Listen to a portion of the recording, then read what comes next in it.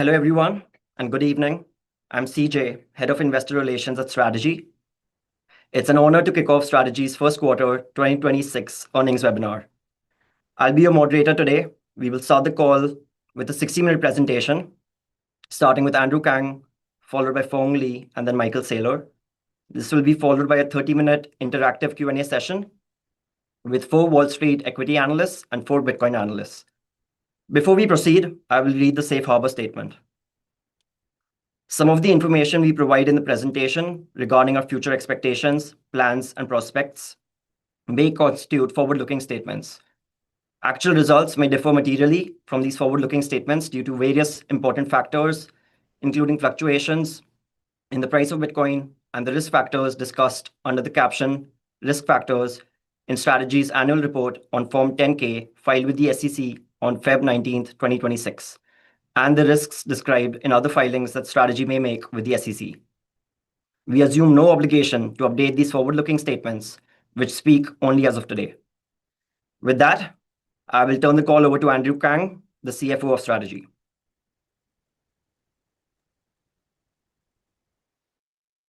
Thank you, CJ. First off, I'd like to officially welcome CJ Jain to his new role as Strategy's Head of Investor Relations.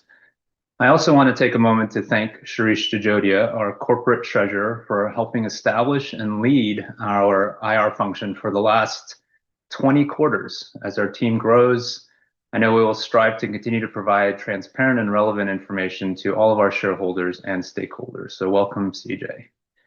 Now, turning to the quarter's results. We are off to a very strong start in 2026. We now hold 818,334 Bitcoin, which is about 3.9% of all Bitcoin that will ever exist. That keeps Strategy in a clear leadership position as the largest corporate Bitcoin holder in the world. Our market cap is now $62 billion, and Stretch, STRC, has grown to $8.5 billion outstanding, showing strong market fit and investor demand and filling a gap that has existed for investors seeking stable price and attractive yields backed by Bitcoin. So far in 2026, we've raised about $11.7 billion of capital, giving us more flexibility to keep our Bitcoin position and creating long-term value for our shareholders. Turning to Q1 financial results, we reported an operating loss of $14.5 billion and a net loss of $12.8 billion. As you would expect, these results were primarily driven by the decline in Bitcoin's fair value during the quarter.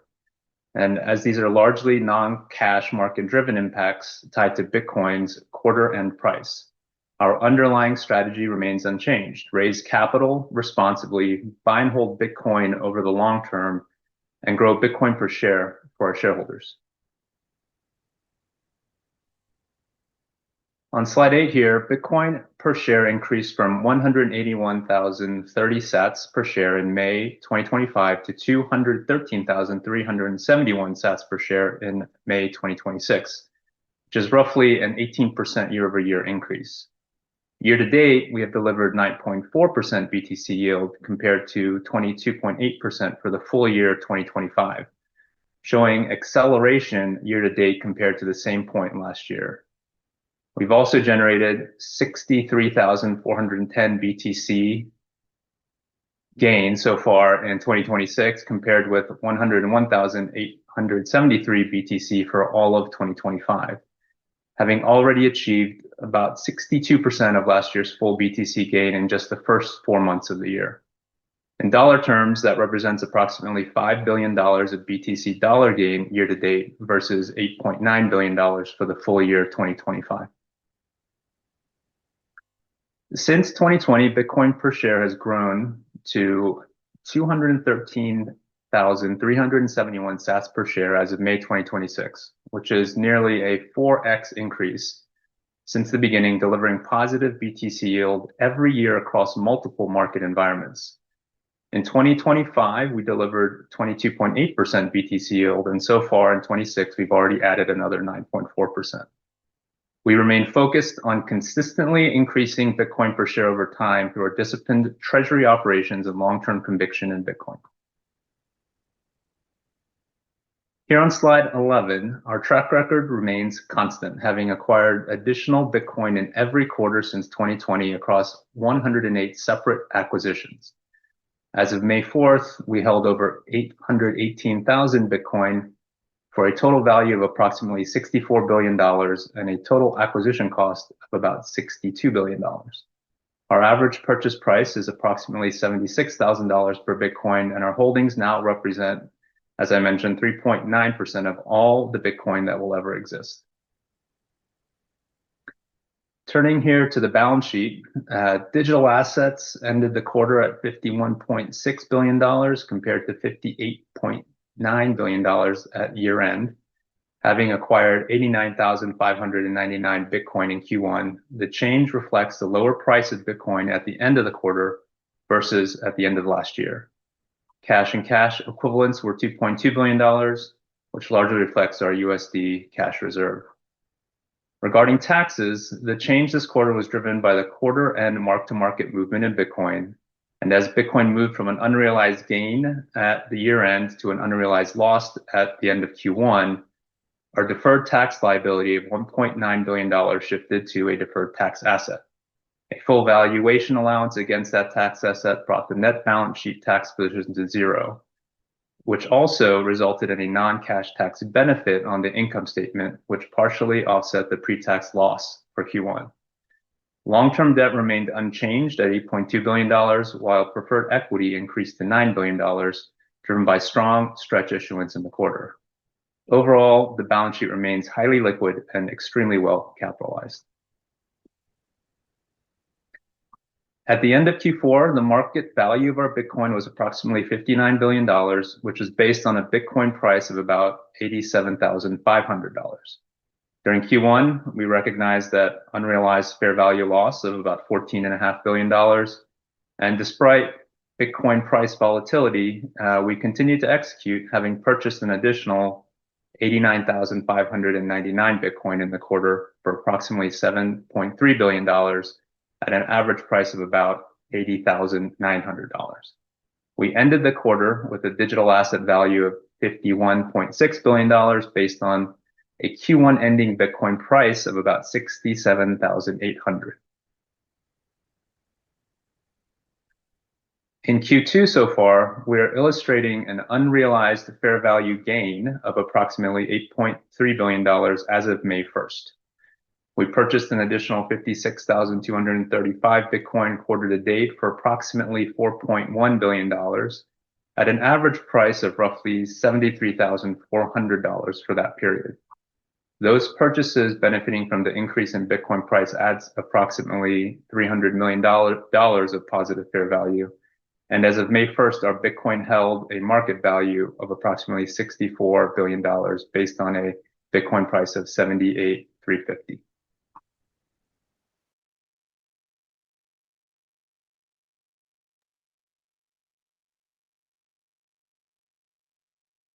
Bitcoin reserve, implying an MNAV of 1.27, which has expanded since the beginning of the year. We have $13.5 billion of preferred equity, representing 34% amplification and net leverage of 9%, made up of the $8.2 billion of convertible debt. Strategy is building around Bitcoin as digital capital. We have approximately $58 billion of equity. You can see here, large traditional banks operate with liabilities to asset ratios above 90%. Our ratio is a mere 9%. That gives us a very different foundation made up of a very large equity base, substantial Bitcoin reserves, and structurally lower balance sheet risk. We can issue Bitcoin-backed credit products to support investors with strong collateral and continue accumulating Bitcoin over the long term from a position of strength and durability. We have approximately $6 billion of net debt, which represents just 9.3% net leverage against our Bitcoin reserve, which is effectively a 10.8 times BTC rating. Our strategy is based on a disciplined balance sheet construction, modest leverage, strong collateral, and permanent capital to grow our Bitcoin over time. Our net leverage is lower than the average of the investment-grade S&P universe, and lower than every major industry sector across most S&P 500 companies. At the current Bitcoin price, our Bitcoin reserve is valued at approximately $64 billion compared to $6 billion of net debt, which translates to the 10.8 times BTC rating. The stress case on the right shows that even after a 91% Bitcoin price decline to roughly about $7,300 per Bitcoin, our Bitcoin reserve would still be sufficient to cover our net debt at a 1 times BTC rating. Our USD cash reserve has remained consistent at 2.25 billion. And while the years of coverage has shifted down with the growth of Stretch this year, we believe the stable cash along with our Bitcoin reserves and ability to raise additional capital continues to provide us with the flexibility to continue supporting our dividends for the foreseeable future. On the next slide, the $64 billion of BTC reserves adds an additional 43 years of coverage. Another way to look at this at today's reserve size, Bitcoin would need to grow by only 2.3% annually for the reserve growth to cover our current obligations. If Bitcoin grows at or faster than the break-even ARR here, the BTC reserve alone can support our dividends without requiring any additional capital. Before I turn it over to Phong for his remarks, I'd like to highlight the amendment to Stretch that we have asked for your vote on. We are proposing to move Stretch dividends from monthly to semi-monthly, with payments twice per month on the 15th and the last day of the month, while keeping the economics unchanged. Our goal is to make Stretch work better for investors by reducing reinvestment lag, improving liquidity, dampening the impact of a single monthly record date, and helping Stretch trade more efficiently around the target price. Today, Stretch pays out 12 times per year with one payment at month end. Under the proposed amendment, Stretch would pay 24 times a year with payments around the 15th and the last day of the month. Again, total dividend economics are unchanged and payments would simply be about half the size and paid twice as often. Under the proposed change, there would be two record dates, one on the 15th and one at the end of the month, with the related payment dates made on the next scheduled record date. If the vote is approved, the first record date would be June 30th, and the first payment date would be July 15th. The mechanics are pretty straightforward: same dividend economics, more frequent payments, and a clear transition timeline. We believe this change creates the highest frequency credit instrument in the world and makes a great product twice as better, and we look forward to your support. With that, I will turn it over to Phong. Thank you, Andrew. Thank you, everyone, for joining us on this evening's earnings call. I have a few updates to make on our capital markets, on our equity, on our digital credit, and then I'll conclude with updates on our capital market strategy overall. If you had asked us at the beginning of the year, what was our target for the year in terms of capital markets raises, we would have said it was uncertain, and it really depended on the success of the Stretch product. And I think 4 months in, we can say that Stretch has been more successful than we had expected at the beginning of the year. And one representation of that is the amount of capital that we've been able to raise for the company and ultimately for Bitcoin. And you'll see here, year to date 2026, we've raised $11.7 billion, as Andrew had mentioned, notably about half from issuances of our common equity, half from issuances of our preferred, primarily Stretch, and no longer are we issuing convertible debt to raise capital. How does that compare to the rest of the U.S. capital markets, equity capital markets? You'll see last year we represented about 8% of the equity capital markets. In the full year 2025, we were the largest issuer, and we are again this year the largest issuer in the equity capital markets, about 10% total, 6% of common equity, and 60% notably of preferred equity. And we're doing what we said we would do and what we were trying to do, which was to shift our ATM more towards credit. And you see this even pronounced as we look at each month of the year 2026. We started in January with 20% of our equity issuances using digital credit, 88% using MSTR, and we've largely flipped that number in April, with 17 using MSTR and 83% using digital credit, which of course is also less dilutive to our overall shareholders.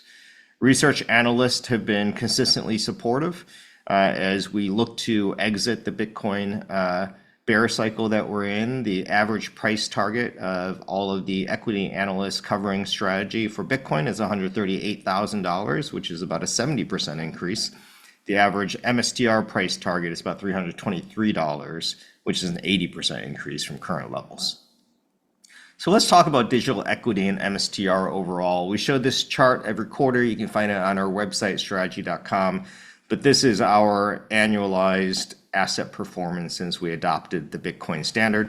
August 10th of 2020 is when we look back to. We've outperformed Bitcoin by about 50%. Bitcoin has outperformed the Mag 7 by about 50%. And the Mag 7 has outperformed the S&P 500. So our ultimate objective is for our common to outperform Bitcoin by accreting Bitcoin per share.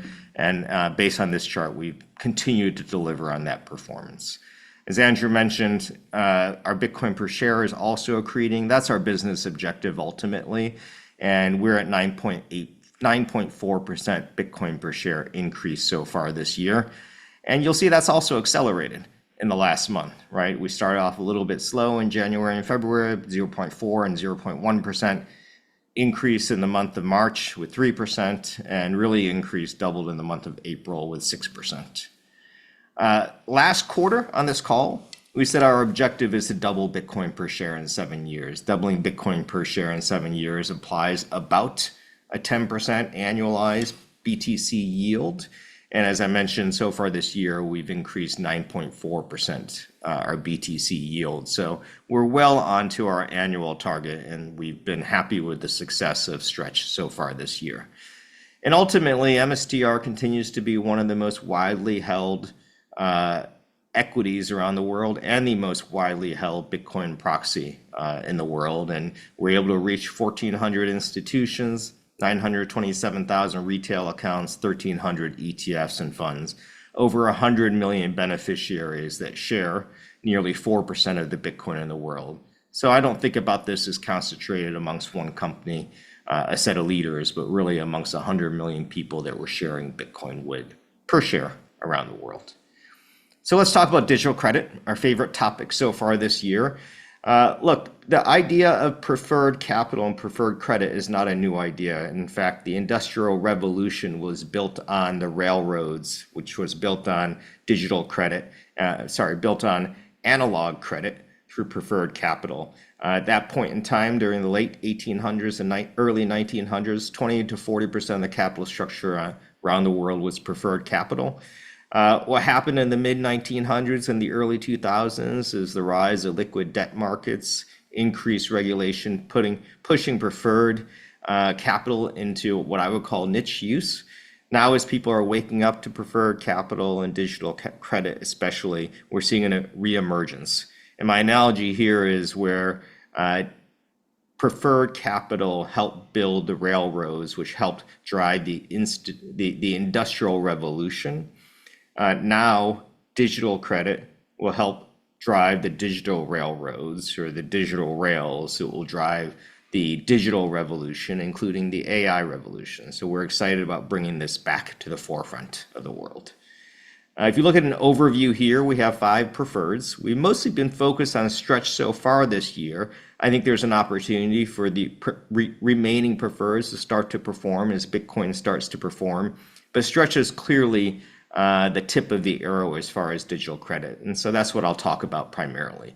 We're up to 11.5% dividend yield. Notably, we've kept this flat for the last 2 months, right? So we've increased the dividend yield from 9% to 11.5%, and now we're flat for the last 2 months because what we've seen is the volatility has started to decrease. The price has started to remain stable, and we've seen an increase in Sharpe ratio, 2.53. So the notional value is up to $8.5 billion, and we're trading $375 million a day. And I'll share how that compares to other preferred equities and also common equities in general. The first thing I'll note is the rapid growth of Stretch. Right? In just 9 months, we've raised $8.5 billion of capital. We had a running start with $2.8 billion. It slowed down and it's really accelerated over the course of the last couple of months. Comparatively, this is one of the most successful financial instruments ever created in terms of capital inflows. It's second only to IBIT. Compared to other products, it has seen faster growth in terms of capital inflows than famous products like the iPhone or Google AdWords. So we're very proud of the acceleration of the product, and it means that we built something that is resonating with people in the US and people around the world. Stretch is by far the largest tradable preferred in the world, right? We're nearly 2 times the size of Wells Fargo's preferred. And you'll see here what's interesting is almost all of these other preferreds, save us and another one, are bank preferreds. So this has gone from being an industrialized product that's building the industrial revolution to a niche financial product, and we're excited to bring it back to being a major product in the world. The liquidity of Stretch, so this is the average 30-day average trading volume, is 25x the second largest preferred. So where Wells Fargo is about half our size, is trading 1/25th of what we're trading at $15 million versus $375 million. And what that means is with that liquidity, the turnover of the next best preferred, we're at 4.4%. 10x of what Wells Fargo is and some of these other products like Bank of America products. So we think we really found a new product category, digital credit, based on an old product category, preferred capital, and we're excited about where this is going.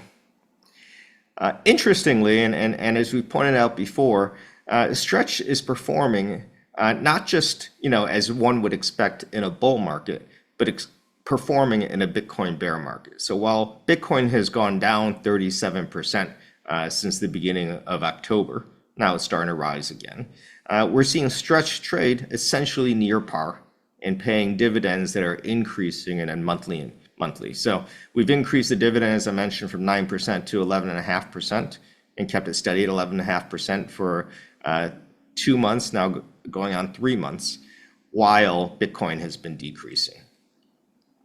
And so with that, we've also seen the ATM velocity of Stretch has accelerated. And the ATM velocity is really the net inflows into the product, right? This is the demand of the product overall. And you'll see notably in April, we had a week where we raised $1 billion. And then the subsequent week, we raised $2.2 billion. And so we've seen tremendous demand coming into Stretch. And at the same time, we're seeing the volatility decrease. And so our target price range for Stretch is $99 to $101. We've actually seen it trading in a much tighter range. And for the last 3 months, March, April, May, it sat in that price range for 100% of the time. I mentioned here the daily liquidity is pretty significant, but it's also growing, right? So from $54 million to $120 in January to $250 in March to $360 in April. So for those who are interested in getting into the product in size, if you're a corporate or if you're a large institution and you need to have confidence that when you need to trade in and out, you need liquidity, our product is showing that level of liquidity. I'll go through a series of analyses of Sharpe ratio, because Sharpe ratio ultimately is a measure of the returns above the risk-free rate given the volatility of the instrument. And ultimately, if you're an investor, people are looking for high Sharpe ratios, right? So compared to traditional credit, junk bonds, investment grade bonds, bank preferreds, we outperform pretty notably. Compared to traditional asset classes, the S&P 500, even Bitcoin, NASDAQ, et cetera, we also outperform very notably. And then obviously, if you're looking for Sharpe ratio, a lot of folks go to the Mag 7 equities, right? And NVIDIA is obviously on a hot tear because of the AI trade. Google runs essentially a digital monopoly and has been a very solid equity over the course of the last 20 years. Stretch has outperformed all of those and all of the Mag 7. Another place people typically go to find a high Sharpe ratio are hedge funds, right? Hedge funds are built with different strategies, different analyses, different quant strategies, and typically they're built to outperform the S&P 500 and with lower volatility. And here what you'll see is looking at different hedge fund strategies, stretch to date, notably, and understandably early in its maturity, is already outperforming these different hedge fund strategies, whether you're a multi-strat, whether you're a macro, equity, arbitrage, et cetera. So we see a lot of benefits to this emerging category of digital credit, right, when compared to hedge funds, private credit, private equity. One is extremely liquid. Right, to get these levels of returns and these levels of Sharpe ratios, sometimes people subject themselves to 90-day lockups for hedge funds, 3 to 7 years for private credit, 7 to 10 years for private equity. We charge no fee, right? These other strategies often charge a management fee of 1 to 2% and a 10 to 20% carry, right? A 2 and 20, if you will, right? Digital credit is homogeneous. You know exactly what's behind it. It's Bitcoin. These other strategies are sometimes heterogeneous with many different assets grouped together, making it very hard to ultimately assess the risk. Ours is scalable through an ATM mechanism that allows people to buy the product, and hedge funds and other strategies are discrete. We're accessible, traded via 4-letter ticker on the NASDAQ, and now, interestingly, trading on many tokenized exchanges and tokenized products. The other ones are typically restricted to those who are accredited institutional investors or high net worth individuals. And we're transparent, right? We disclose our performance, our holdings through weekly 8Ks and websites that update every 15 seconds. So one of the big questions as we have seen Stretch perform over the last 4 months, essentially the year 2026, is what does this mean for our capital market strategy, right? And I'll introduce this topic and Mike will talk about it a lot more, right? And so we set our objective is to double Bitcoin per share in 7 years through the success of digital credit. And so what does that mean? We sell digital credit, right? And we've said that we target about 10 to 20% of Bitcoin reserves annually in digital credit volume. And of course, we'll analyze that and assess that to see if that target makes sense. But that will generate amplification to our common stock, right? Which should increase the Bitcoin per share in our common stock, which is ultimately our goal. And as we increase Bitcoin per share, that allows MSTR to outperform Bitcoin, which is what we've seen happen over the last 6 years, right? What allows us to flex these levers even better if our cost of credit goes down, right? If we're able to decrease the yield from 11.5% to lower for a variety of factors, if we're able to sell more Stretch, that increases amplification. And if our MNAV goes higher, and I'll talk a little bit about our MNAV, but that also creates benefits, for example, our cost of paying our dividend. What has happened in the last 4 months is we have increased optionality for strategy of the company, right? We have more sources of capital and we have more uses of capital than we ever had before. And the success of Stretch gives us options to do different things from a capital markets and a treasury operations perspective to benefit our common shareholders. Right? Our traditional sources of capital, sell MSTR, sell Stretch, right? We could sell our US dollar reserve, right, to pay dividends, which we added in November. We also have Bitcoin that we have the opportunity and the option of selling.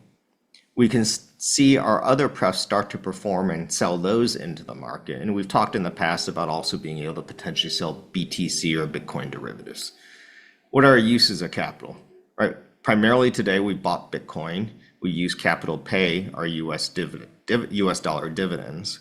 And we use capital to build up a US dollar reserve. We have used capital in the past to pay down our convertible debt, our secured loans, our Bitcoin-backed loans. We continue to do that in the future. And then we could also use capital if we want to in the right time to retire any of our other preferreds, right? So what does this really mean?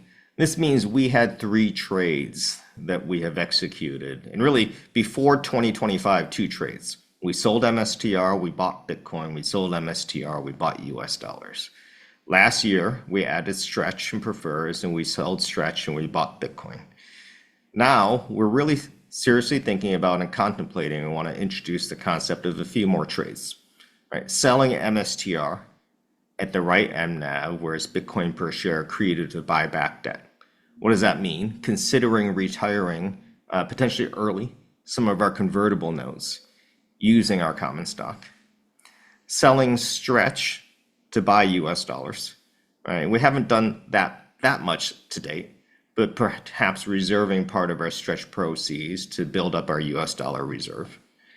And then selling Stretch to buy back debt, right? You can see how that would be an accretive trade to Bitcoin per share because Stretch inherently on sale is not dilutive and buying back future dilutive convertible shares, right?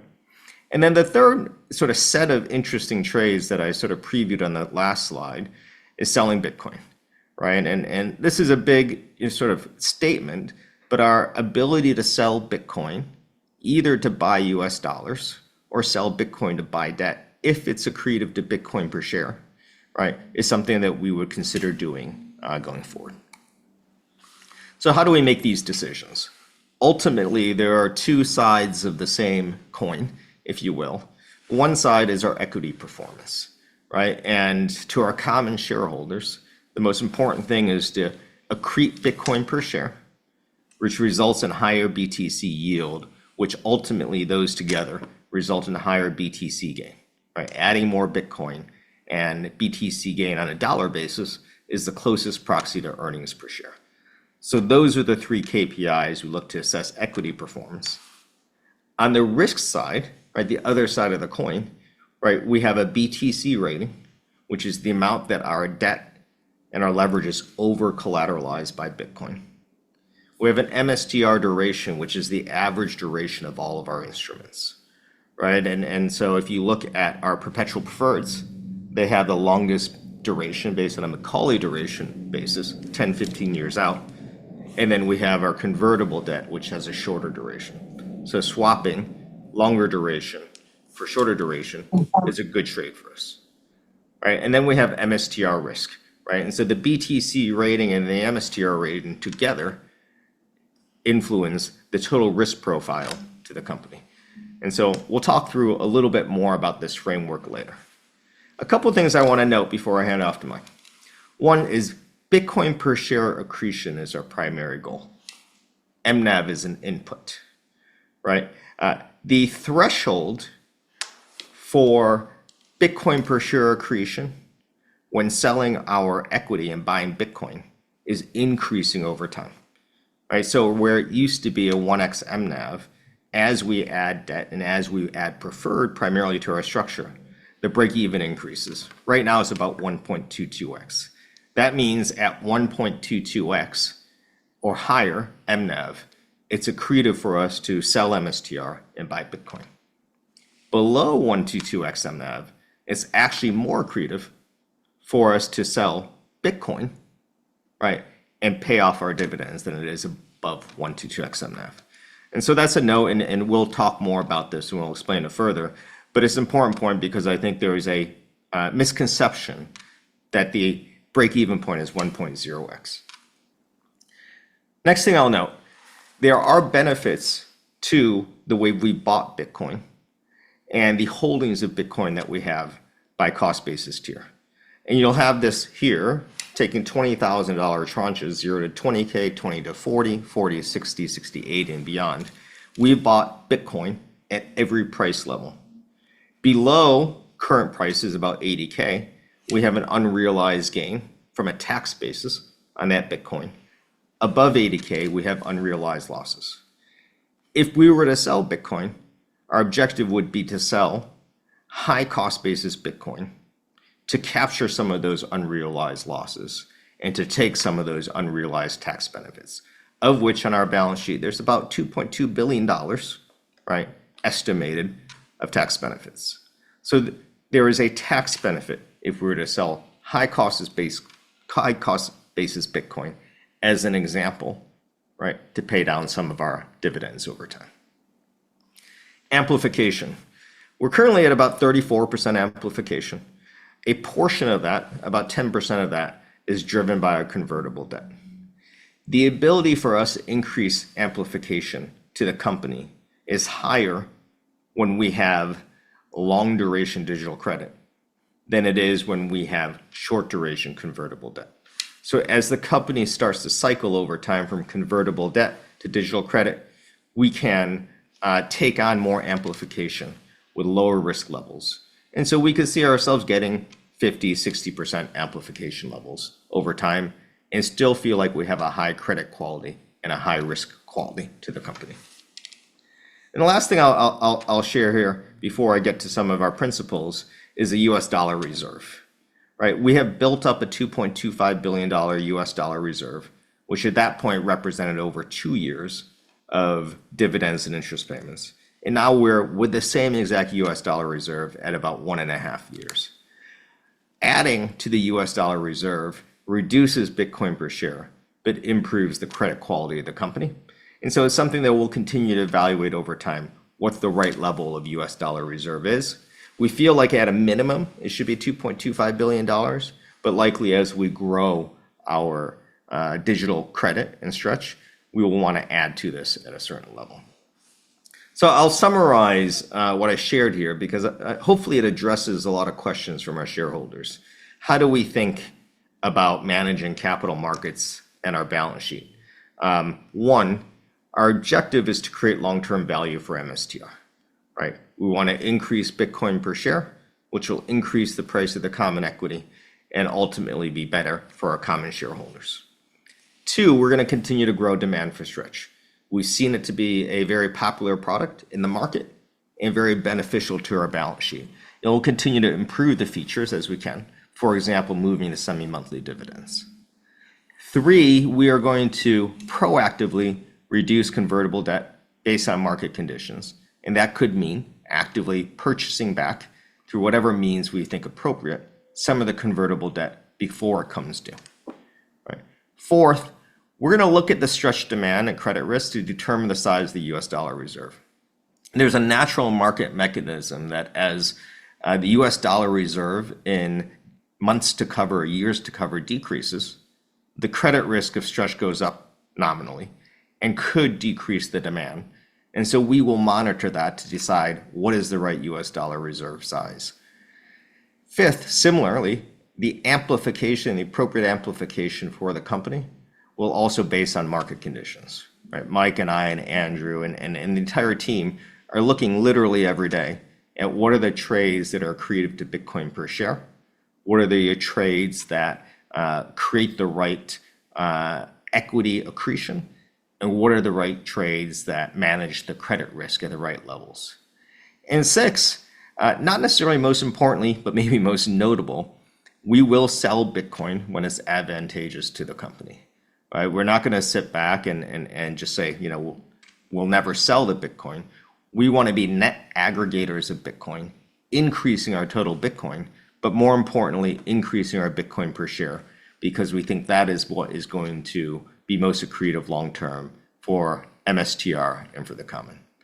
And with that, I will hand it over to Michael Saylor to complete the presentation. Thank you, Phong. I thought I'd elaborate on some of the things set up till now and just give you an overview of the BTC market and then our capital market strategy. Everything is based on digital capital, and Bitcoin is digital capital, and that means global, legitimate collateral, global property. So we keep track of Bitcoin as digital capital and the consensus in the market. And what you can see here is the US government has embraced it. All of our key financial regulators, the head of Treasury, the head of the SEC, the head of the CFTC, and now the incoming head of the Fed, are all digital assets enthusiasts, innovators, and Bitcoin believers, as is the President of the United States, Donald Trump, and the Vice President, J.D. Vance, along with many, many other cabinet members. And I think that's a very important fact. There are a lot of bills still working their way through Congress. The most notable one right now is Clarity. The real key here is that Bitcoin is a priority in the House and the Senate, on the Hill, at the White House, And there's bipartisan support and bipartisan agreement for Bitcoin as digital capital and for legislation that supports the adoption of Bitcoin as digital capital in the world.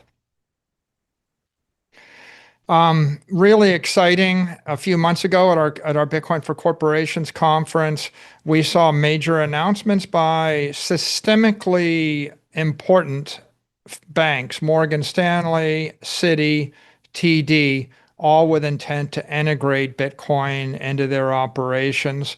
This is something we only hoped for 3 or 4 years ago, and now it's reality. And at the point that Bitcoin's integrated into the banking system, then it's digital capital here to stay. You can just see the announcements across your ticker, right? Everywhere in the world. This is a global phenomena. It turns out whatever happens in the US and with the US banks is spreading to Europe, to the UAE, to Hong Kong, to South America, etc. I think you're going to see these announcements accelerate, but we've crossed the event horizon, and it's pretty clear that you can't put the genie back in the bottle. Bitcoin has arrived. We try to be systemic, so we track it, and we track the 15 largest or most systemically visible banks in the world, and we look at their embrace of Bitcoin as a creditworthy instrument. Will they trade it? Will they offer credit against it? Will they custody it? Will they handle the derivatives, etc.? And what you can see here is that adoption has actually advanced since even last quarter. And everywhere in the world, across all of these banks, there are active efforts to improve Bitcoin support. If you track the number of accounts that support Bitcoin access, you can see we're marching up into the high hundreds of millions, 840 million crypto exchange accounts, nearly a billion neobank accounts, nearly a billion brokerage accounts that all have access to some sort of Bitcoin derivative. ETFs, of course, continue to embrace Bitcoin. There's now been 125 ETFs with about $126 billion of capital. The capital flowing into these ETFs continues to accelerate. And as you can see, we were the first company to embrace Bitcoin, and now we're up to 194 public companies. We anticipate this will continue to grow. Lots and lots of IPOs. The public markets have embraced Bitcoin, and this is just an example of some of the notable companies that have come public just recently that have substantial Bitcoin exposure. The digital credit ecosystem has been a very pleasant surprise. It has grown very rapidly and has become very diverse. And the way that we know that digital credit is working is that companies and economic actors everywhere in the world that we've never met face to face are discovering this, and they're building products and businesses around it. So right now, what we see is very enthusiastic support with retail investors, with corporate treasurers, with institutional investors, with crypto native innovators, and with TradFi innovators. So 5 different groups of capitalists, but they're all getting very heavily involved enthusiastically and rapidly. If we drill into retail, 80% of all STRC shares is held by retail as of our last check. This is an extraordinary fact. Normally, it's very difficult to get broad, deep retail support for a common stock or a public stock. And yet we've been very pleasantly surprised. We're able to trace about 120,000 individual retail accounts. Word of mouth is spreading this. It's spreading virally. Based upon our studies, we see that anybody that buys STRC is generally telling their friends, their family, their parents, their working associates about it. And it continues to spread word of mouth. You can also see Schwab is a big distribution channel. 23% of Stretch is held in Schwab accounts. Fidelity is a channel. Robinhood is a channel. Morgan Stanley and E-Trade are channels. BlackRock as a channel. Interestingly enough, Vanguard, that won't let their investors buy Bitcoin natively, they actually are a channel for Stretch. And so it's pretty exciting that we have wrapped Bitcoin into a credit instrument that is being distributed through all sorts of traditional finance channels to types of investors that otherwise would never be able to buy Bitcoin itself or would never want to. We actually have traced Stretch exposure, and we estimate that there are about 3 million households that are benefiting from Stretch right now. So think of it as powering a savings account for 3 million households. Fong mentioned about 100 million beneficiaries of MSTR. Well, 3 million beneficiaries of STRC in 8 months is a pretty good start to the race. Our ambition is to spread this to tens of millions and then hundreds of millions of people. So we're off to a good start, but we're just very enthusiastic about the retail support. We're also very enthusiastic about corporate support. Corporations, unprompted by us, we didn't go and sell this to them. They just figured out that it was a good idea for them. But corporate treasurers and corporate CFOs with working capital have been allocating some of their treasury capital to Stretch. And this is a really pleasant development. And, we're starting to think that there might be thousands of companies that might allocate some amount of their treasury capital to Stretch. And, I've had a lot of experience selling BTC to corporations. What I found is that tends to be a board level decision. It goes all the way to the board of directors. The CEO has to be way behind it. And if one director on the board has concerns, the cycle slows down. But with STRC, it's not a board level decision. It's more like a CFO level decision. If the treasurer is enthusiastic, the CFO can green light it. They might or might not give the CEO a heads up. But this is a very different value proposition. It's maybe a 5-minute conversation with the CEO instead of a 2-hour conversation with the entire board. For that reason, we think that STRC really is Bitcoin for corporations. It's going to spread very rapidly now. The other thing that's very exciting is that STRC has spread into credit indexes. BlackRock's PFF is a $14 billion credit ETF, and Stretch is the number 2 holding. VanEck's PFXF is another credit ETF, and Stretch is also the number 2 holding. And so imagine an instrument coming out of the blue, didn't exist 12 months ago, and in less than 12 months, we've gone from non-existent to number 2. Next stop, number 1. We're enthusiastic about seeing Stretch embedded in lots and lots of institutional credit indexes and lots of institutional credit funds. Third-party ETFs have been finding Stretch, and they're building innovative ETFs. Strive is building a digital credit ETF. 21 shares created an ETF with Stretch and took it public in Europe. There's a number of ETF providers that are working with us that are in the pipeline right now. I think active discussions with 4 right now. And so we would think that over time there'll be more ETFs that build STRC into their fund offering. So here I'd like to talk about digital money and digital yield. We start with digital capital. Bitcoin is 34 vol on a rolling 30-day average. It's 39 ARR. The 1-year trailing vol of Bitcoin is almost 40. So think of it as a 40 vol, 40 ARR asset, raw economic energy. We split that asset into STRC, which is 3 vol, 11.5% yield, and then MSTR, which is 71 vol, 59% ARR.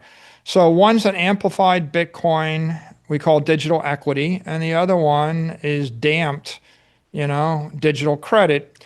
Now, digital credit, we believe, is like the kerosene of finance, right? It is the monetary fuel, and is a universal monetary fuel. It's high grade, highly distilled, but from here you can build all manner of products. And we see the layer 3 as digital money. and digital yield. Neither of them would really be possible without digital credit. It's just too difficult to distill pure zero vol 8% money from a 40 vol 40 AR asset. You have to crack it. You have to have a crypto reactor, and you have to have 50 billions of dollars of equity capital to do it, and that's what we did to create Stretch. So, simple definition, digital money in our lexicon is 0% volatility daily liquid instruments built on digital credit, like zero vol 8% yield coin. And then digital yield, that's non-zero volatility, or it might be illiquid. It might be a 3-month lockup, 5x levered, 35% yielding fund that loops digital money 4, 5, 6 times in order to get there. And so digital yield is a levered construct, and digital money is the stripped down construct. We think digital credit's programmable across lots of dimensions. There are a lot of ways to add value to it. You can tokenize it, put it in a private fund, put it in a public fund, put it in a bank account. You can deploy it on a crypto exchange, on a neo bank. You can deploy it on a real bank. You can deploy it on a crypto network.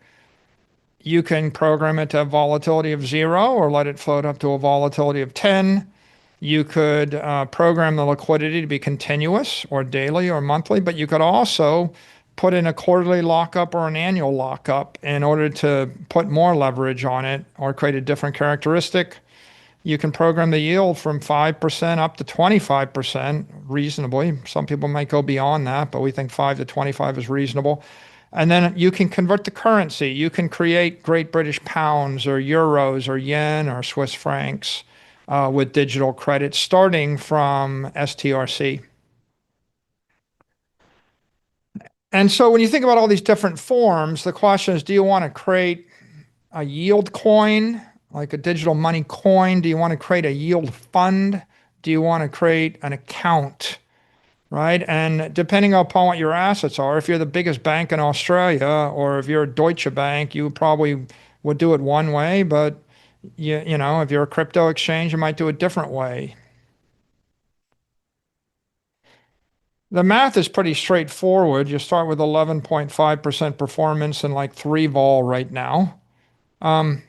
If we're lucky, maybe we'll be able to get our vol to 2 or to a 1 handle. I mean, that's the goal of our proposal to the shareholders. But I doubt seriously we get below a 1.5 or a 1 vol. 1 vol is sort of what publicly traded money market funds look like right now. But getting to 0 vol takes a bit of work. So one approach to add value is to step it down, strip the vol to 0, and maybe instead of 3 vol 11%, you offer 0 vol 8%. And that's digital money. And the other approach is step it up, right?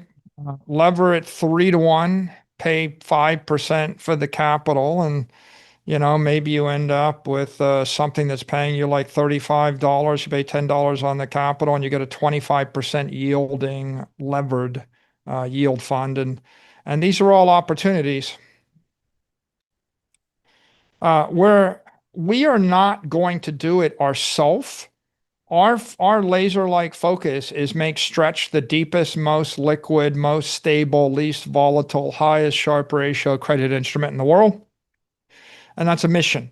But what we think is there are a lot of crypto innovators, and you see right here on this screen a lot of very impressive companies, you know, that are moving fast right now. Apex has had enormous success early on. Saturn's doing the same thing, but you know, Hermetica, Kraken, Roxum, Ondo, Pendle, Spread, Strata, they're all doing very interesting things right now, and they're very innovative, and they're moving about 10x faster than the TradFi complex normally moves on these sort of initiatives.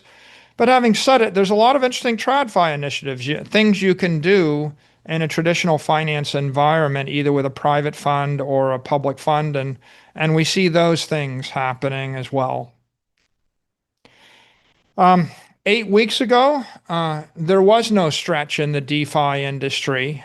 And in those 8 weeks, we have rapidly grown to something like $270 million of exposure.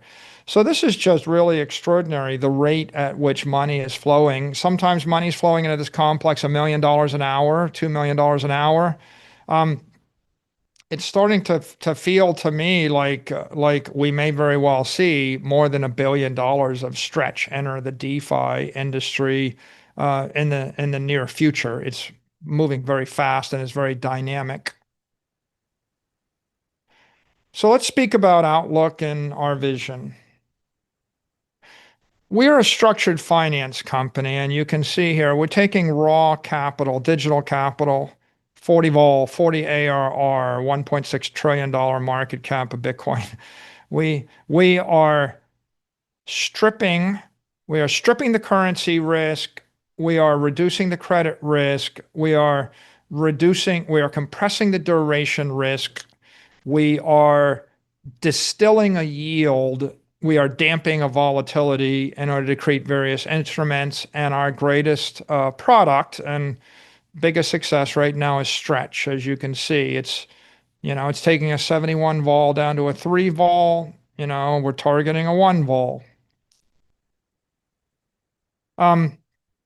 Some important items to be aware. The Bitcoin break-even ARR, we calculate it all the time. It's very significant for this reason. If Bitcoin grows more than 2.3% a year, that break-even ARR, we can fund our dividends forever. We can fund our dividends forever without selling a single share of stock. It is a very critical point. If Bitcoin does not grow at all forever, we can fund the dividends for 43 years. We're very clear about this. You'll see we publish it on our website, and we update it every 15 seconds. So let's go to the next slide. Here you see, this is our website. If you go to the credit tab, you're going to see we show you the Bitcoin reserve. We show you the years of dividends. That's the years we have of coverage of Bitcoin appreciates 0% a year. And then we show you the Bitcoin break-even ARR, 2.27%. It's updated every 15 seconds. So for those people that are wondering, what is the credit risk in all of these instruments, I encourage you to go to the credit tab. You can go and you can type in, you can assume the Bitcoin price crashes to 30,000. You can change your vol outlook. You can change your AR outlook. The model will recalculate all of the risk and credit spreads for every credit instrument, and especially for STRC. And as I said, we're updating all of these things in real time every 15 seconds. There's a misnomer. Sometimes people think, well, Bitcoin has to appreciate 11% or 11.5% for us to be successful or cover the dividend. Not true, 2.3%. Or they think 30%. No, that's what we think it'll do. The number that really matters is 2.27%, the big BTC break-even ARR. Now, it's important for another reason. The BTC break-even ARR is also the inflection point where stretch issuance results in more Bitcoin being stacked by our company than the Bitcoin we use to pay dividends, if we choose to pay dividends with Bitcoin. So this chart here, what it illustrates is that we don't have to sell a single share of stock. We could stop selling MSTR common stock right now. We can fund the dividends with Bitcoin sales.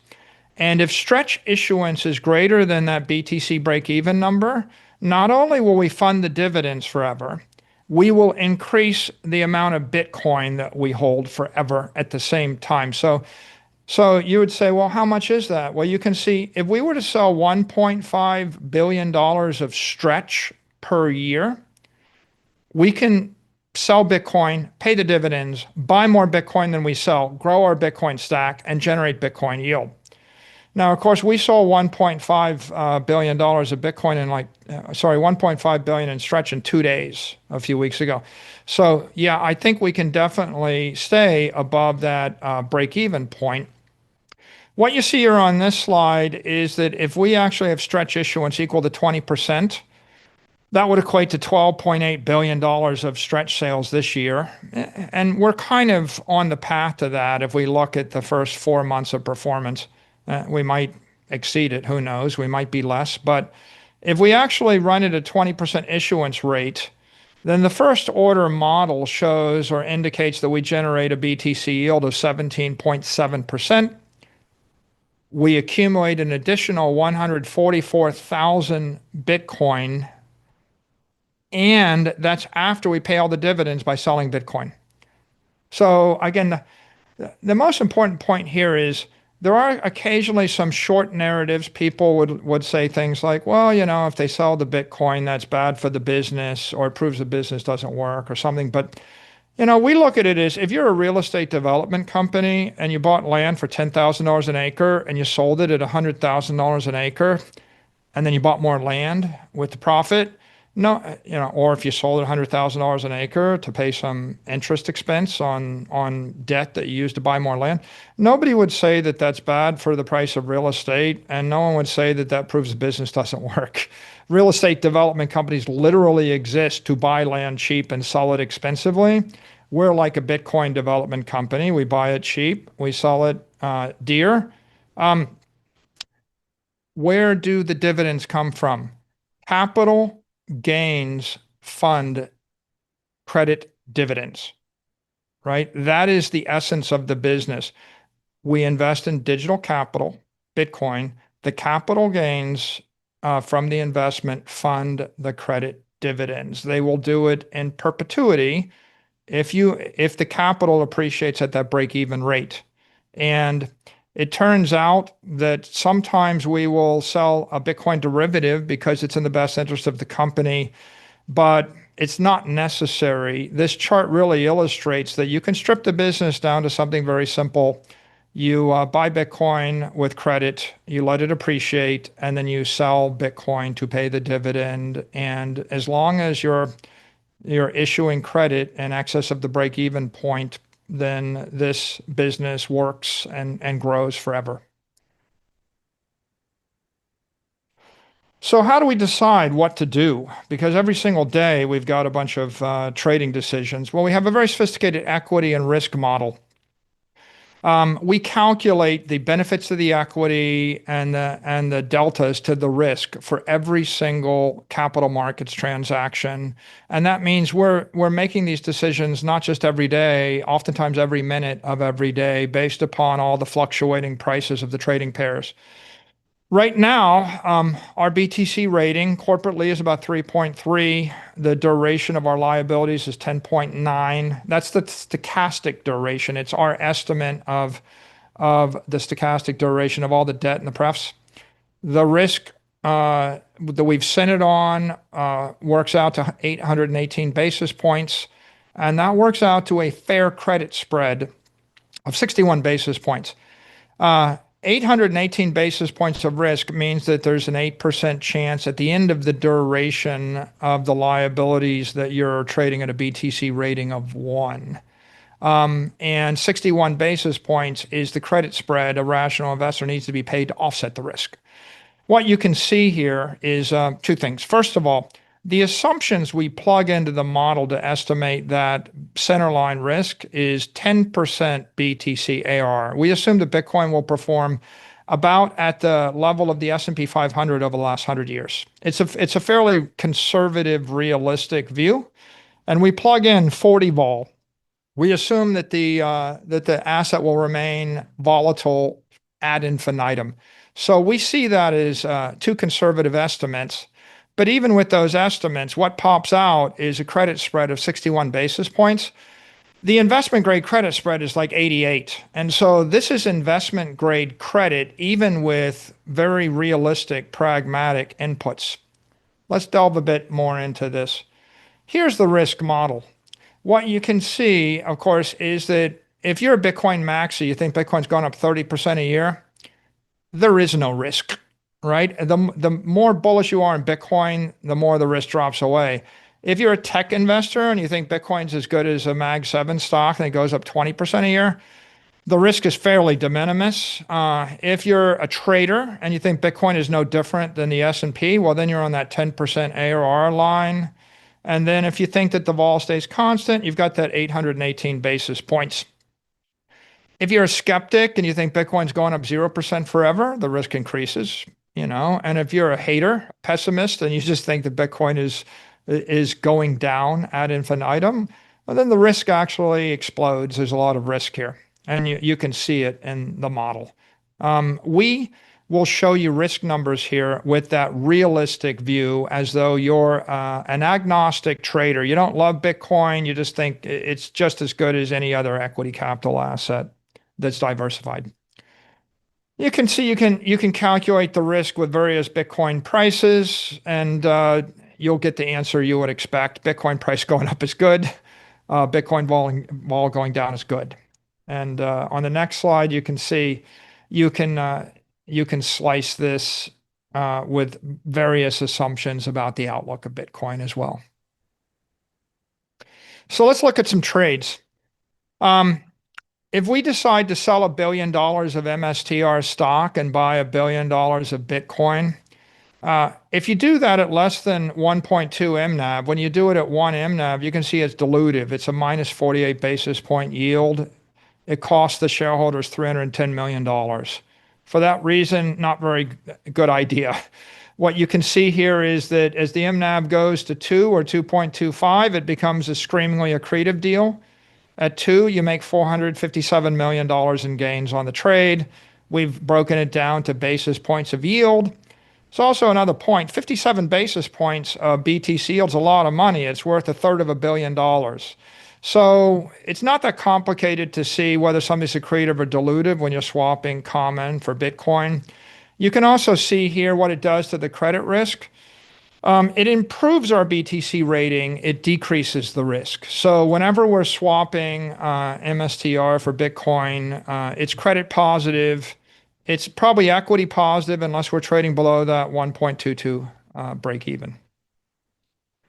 Now let's consider whether we want to use equity to pay the dividends or whether or not we want to use Bitcoin to pay the dividends. If we fund $1 billion of dividends with Bitcoin, it cost us $1 billion. It's $1 billion of cost to the shareholders. Look at the lowest line. You'll see it. It's a 12,763 Bitcoin loss, 156 basis points. And what you can see here is that's pretty comparable to funding the dividends with common equity at 1.22 MNAV. They're pretty much the same. If you fund the dividends with equity below that break even, it gets more expensive for the shareholders. It costs you an extra $290 million to fund at 1 MNAV. So you'd be better off to sell the Bitcoin than to sell the equity on this analysis if the equity is trading weak. On the other hand, if the equity is trading at 2 MNAV, then it only cost $535 million. So it's an 83 basis point hit instead of a 156 basis point hit. So as you can see, we're always considering, do you use MSTR or do you use BTC to fund obligations of the company? What you'll notice is if you do use equity, it doesn't change the credit metrics at all because you're expanding the capital base of the company. With Bitcoin, it may be less dilutive, but it does slightly increase the credit risk. It drives down the BTC rating. The risk goes up 13 basis points. That would equate to like a 1 basis point increase in a credit spread. Now, what about funding the US dollar reserve to the tune of $1 billion? What you can see is, it's a lot more efficient for the shareholders to fund it at a high MNAV, like 2.25 or 2, than it is to fund it at a lower MNAV. And of course, it's constant to fund it at BTC. And that's the negative from the equity point of view. The positive from the credit point of view is it extends our duration dramatically, 160 days of duration. It decreases MSTR risk by 55 basis points. It improves the rating. Next. Now, what if we actually buy back one of the converts or some of the converts? You can see here, if we go and we sell $500 million of stretch to buy $500 million of convertible bond, we actually generate substantial BTC gains. We get a yield of anywhere from 22 basis points on the 2029 convert to 63 basis points of yield on the 2030 convert in the middle. So why? Because different converts have different equity content in them. And so some converts are more dilutive to the common than others. And you can see here all the analytics. You can see the impact on the rating. You can see the impact on the risk. Generally, we'll stretch the duration. We'll dramatically decrease the leverage. We'll slightly increase the risk. And we'll, of course, generate massive BTC gains through this trade. You have to evaluate this, of course, every day because the price of all the converts will be changing every day. And so this is an illustrative of the model we use. So what if we actually sold Bitcoin to buy the common stock back? This is not something that we have considered before, but I like to illustrate it because what you can see here is that below 1.22 MNAV, it's actually extremely accretive to the investors to swap BTC for MSTR. And so if you have an irrational market, let's say some crazy short seller shorted our stock to 0.5 MNAV. Well, the most profitable trade, in the entire model is to actually swap BTC for common stock at a massive discount to MNAV, and you pick up 636 basis points of yield, massive amounts of BTC gain. And of course, the opposite is intuitive. If you're trading at a high MNAV and you're swapping BTC for the stock, you're generating a dilution. So, you won't see us swap BTC at a high MNAV, but you might see us swap it at a low MNAV in the future. And you can see all of these trades, they have a small impact on risk, but it's fairly de minimis. It's primarily an equity dilution or accretion. And, you can see we can swap BTC for MSTR, but here another very powerful tool the company has is we can swap STRC. We can sell credit to buy MSTR. So over time, as the business model becomes more well understood, the company has the ability to do its own levered buyout or LBO on its own common stock. We can create amplification. I'm not going to use the word leverage because leverage implies that you've got a debt obligation that comes due. Really, it's amplification on the equity. And if we wanted to amplify the returns of the equity, we would simply sell the credit and buy back the common equity. And of course, we get to take advantage of market mispricing. If the market perfectly prices everything, we don't have great arbitrage opportunities. But you can see here, even if the equity was trading at 2 MNAV, we can generate 85 basis points of yield by swapping $1 billion of credit for $1 billion of equity. But if the market trades down to 0.5 MNAV, we can generate 800 basis points of yield. So it starts to become pretty accretive, and this is an option in the future that we have as an operator. And of course, we can actually sell dollars to buy common equity. So you can see the impact of this. And of course, probably one of the more expensive programs we have is to carry the US dollar reserve. It's dilutive to the equity. It's equity negative, but it's credit positive. And you can see we do have the option, if the equity were to trade to a discount, to actually swap the dollars back for the common, and it would be extremely profitable for the common stock shareholders to do that. So we've got some scenarios here. We can continue with our conventional strategy at 1 times MNAV. So even if the stock was trading at a discount to break even, if we're selling credit and selling equity, and we use the equity to fund the dividends, and we hold the US dollar reserve constant at 1.5 years, we would run a 10.6% BTC yield, and we would accrete up to 263,000 BTC per share or Satoshis per share over the next 3 years. So you can see, even if the market conditions aren't great, right? We have a business to deliver 10.6% yield. The duration would stretch out a bit. The risk would increase a bit. The fair credit spread, looks like 94 basis points, but it's still just a shade off of investment grade. So that's a conservative case. Should should the market continue, if we were at 1.22 MNAV, you can see that the yield expands to 12.2%. The credit metrics don't change, but this is really positive for the equity investors. And now here at 1.5 MNAV, you can see that the BTC yield goes to 13.4. So you can see market sentiment and confidence in our ability to maintain this business, or belief in digital capital, belief in digital credit is going to drive an expansion of the MNAV, which is going to actually drive an increase in the rate of accretion of Bitcoin per share. It's going to drive the BTC yield up. It's going to drive Bitcoin per share aggressively. And then at 2 MNAV, you see the BTC yield of this strategy gets you to 14.6%. So those are just different scenarios showing how market sentiment drives the business. But negative sentiment, it's a pretty good business. We'll double Bitcoin per share over 7 years, and positive sentiment means that we will double Bitcoin per share faster. Now, the company, as I said before, it can fund its dividends without selling any equity. We can fund the dividends by selling Bitcoin, and we can still grow Bitcoin holdings continuously.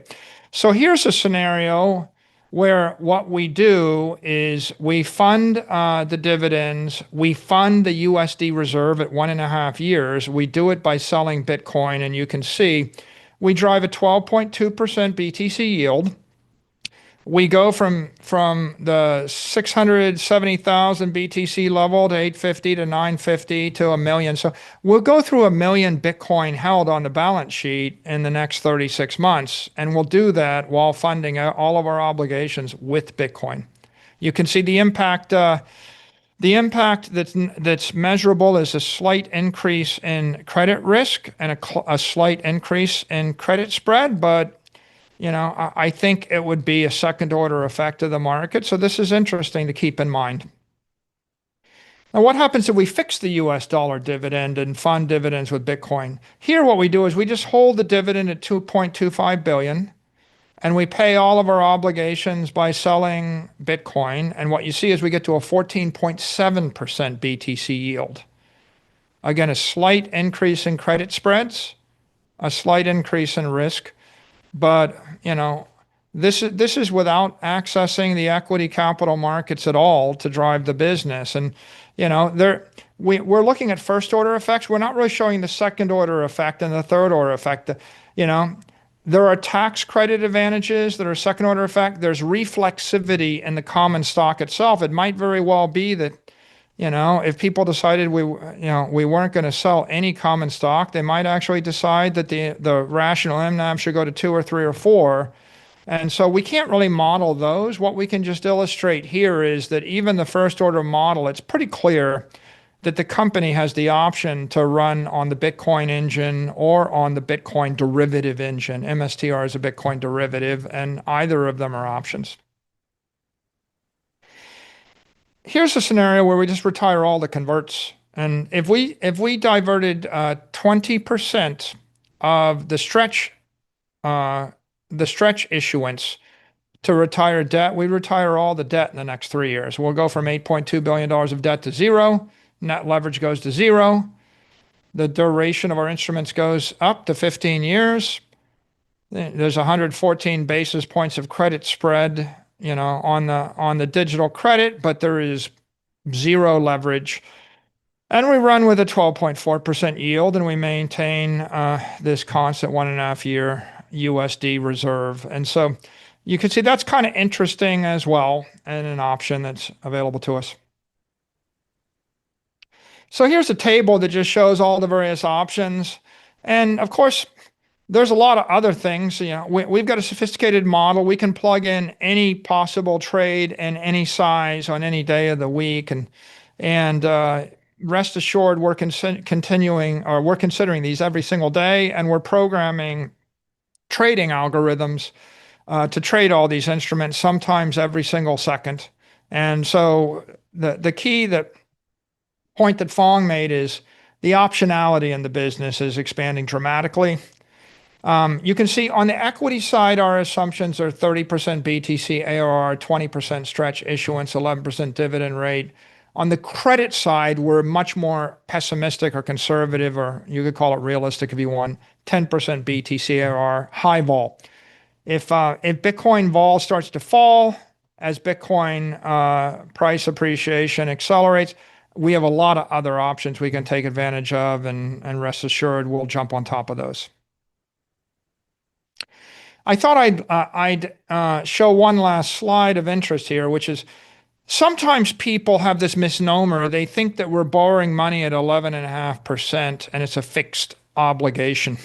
That's not correct. We're not borrowing money. When we sell $1 billion of Stretch, we're never paying it back. And so the first obligation is Stretch is a perpetual swap. It is not a loan. And the second observation is the cost of capital is not 11.5%.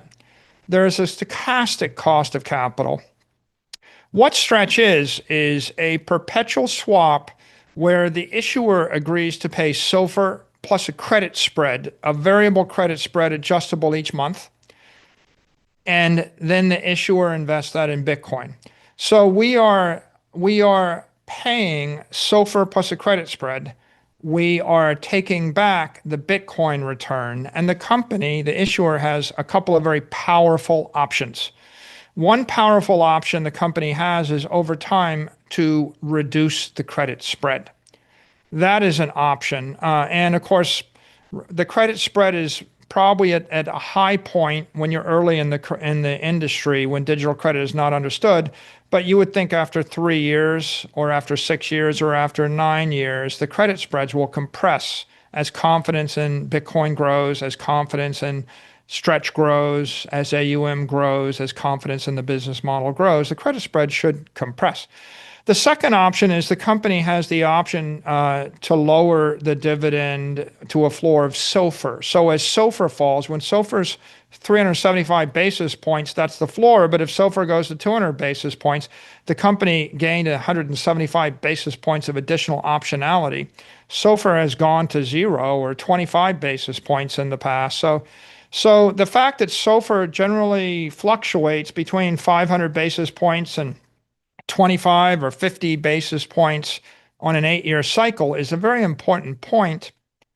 And when you consider those two options, the stochastic cost of capital for Stretch, has to be modeled as something less than 11.5%, maybe more than the long-term rate. If you imagine SOFR is 2 or 3% and we have a 300 basis point credit spread 20 years out, that might be 6%. So somewhere between 6% and 11.5% gets you to like a blended rate of 875 basis points. So when we think about the cost of capital, we think that it's probably 875 basis points and the debt's never coming due. And I think that's an important point to make to the world, and it colors your thinking. And so with that, I'll just end with our capital markets principles. And I'll reiterate what Phong said. We're here to drive Bitcoin per share up, and we're doing everything we can to drive Bitcoin per share up. We think the best product and the best tool to do it is Stretch. And it's clear the market's telling us that. And so we will focus laser-like on making Stretch the best digital credit instrument.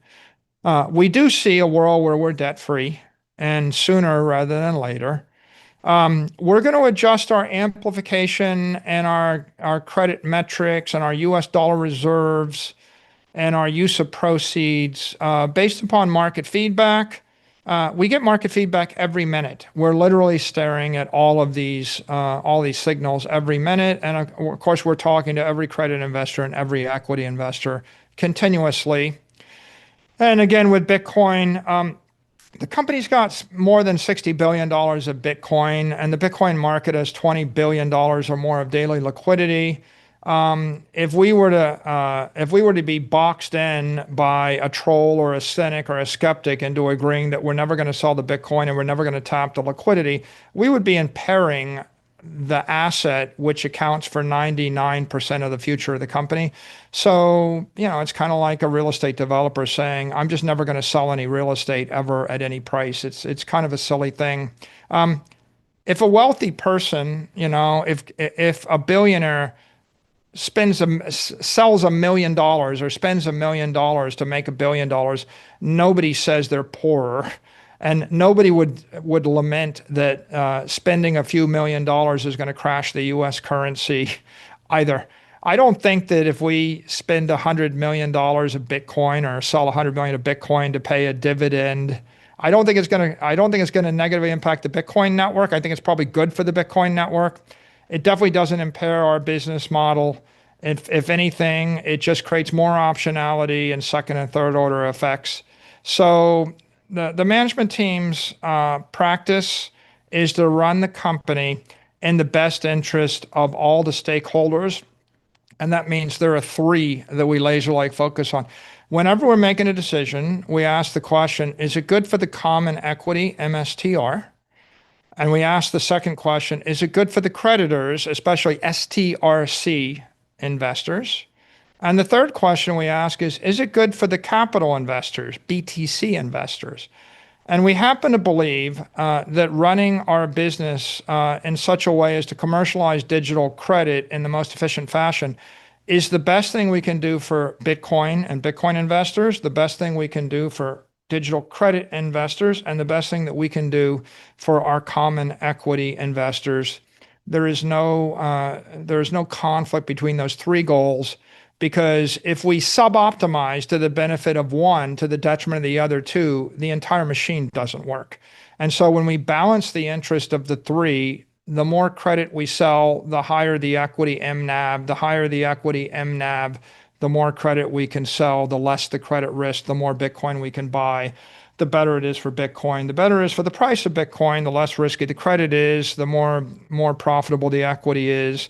There really are concentric flywheels here, feedback loop within feedback loop within feedback loop. And when we're in harmony, all of those feedback loops are working really well. And you can see that happening in the market. We monitor it. And indicia of everything working is when the MNAV is expanding and the equity is healthy and the equity is outperforming Bitcoin, when the volatility of Stretch is falling and liquidity is increasing, right? That is indicia of the success of the credit. And when Bitcoin price is appreciating, and Bitcoin support and liquidity in the world is appreciating, that's indicia of success of the capital. And so that's what we've been doing. That's what we'll continue to do. And we thank you for your support. Now I think we'll open it up for Q&A.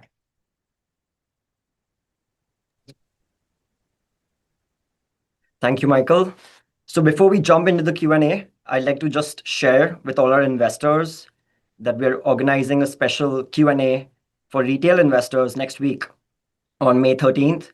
You can scan this QR code if you'd like to submit questions. We'll share the link on X and we'll share more details as well. With that said, let's jump into the Q&A. I'd like to invite all our guests to turn on the cameras. Get ready to ask some tough questions. Let's get started with Pete Christensen from Citi. Pete, please go ahead. Thank you, CJ. Trying to start the video here. I think it's disabled.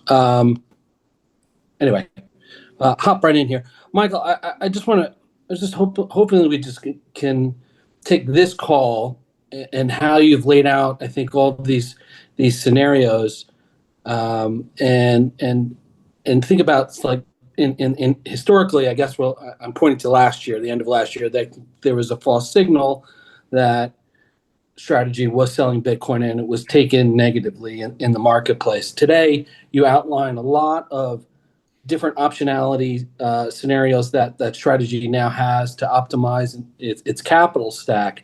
Should we take today's call as a signal to the market that, yes, strategy is willing to be more proactive with its capital stack, which may include the sale of Bitcoin, maybe for tax purposes or maybe for other optimization purposes, credit, what have you?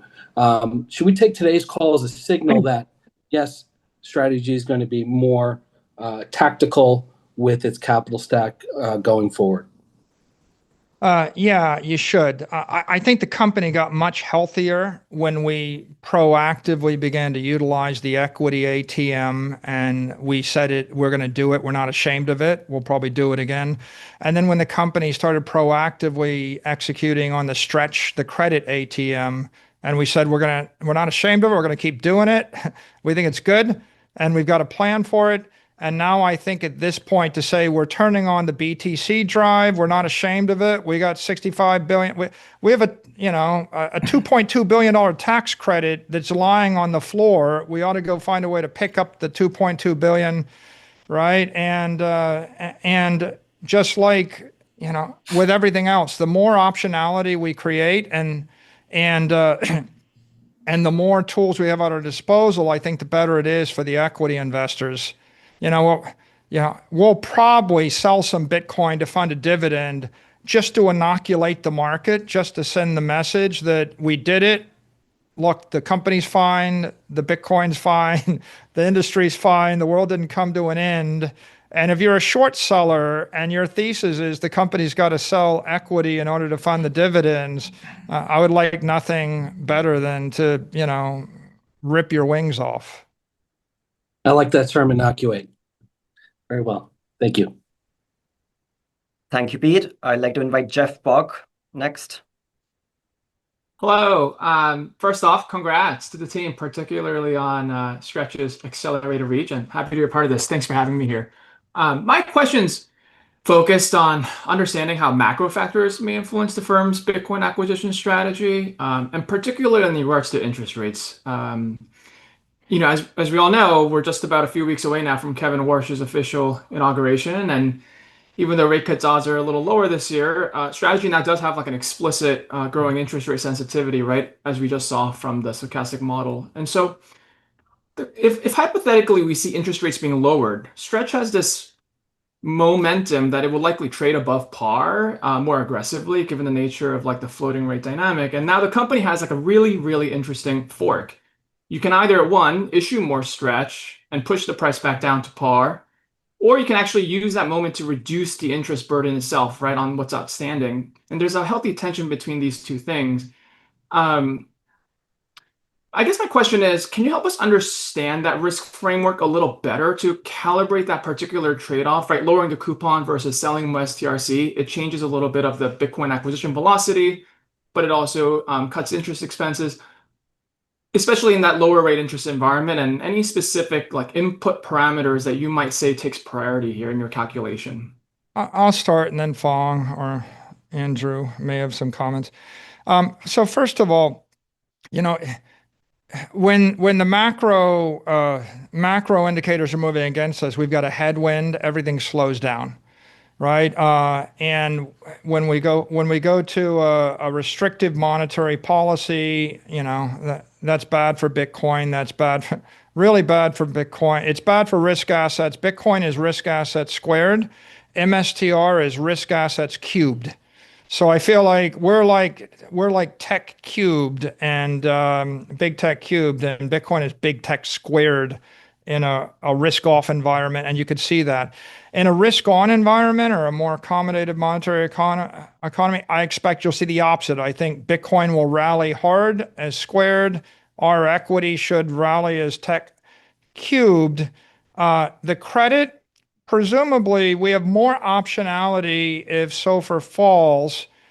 Our bias is to grow the business responsibly, but as rapidly as we can. And our bias is to grow Bitcoin. So if we have the ability to accelerate our capital raising, and we could raise twice as much capital in a risk on or a looser, more accommodating monetary policy, we will run the vehicle as hard as we can, but we won't run it so hard that the capital structure doesn't keep up with it. So the circumstances under which we would slow down or want to throttle the credit would be if we go to risk on and Bitcoin doesn't rally and our equity doesn't rally, but the credit rallies, right? So if the demand for the credit triples somehow Bitcoin and Bitcoin doesn't react to the interest rate macro environment, or MSTR doesn't, then we might very well say, well, we're going to want to adjust the dividend rate down because we're getting too much demand for the credit.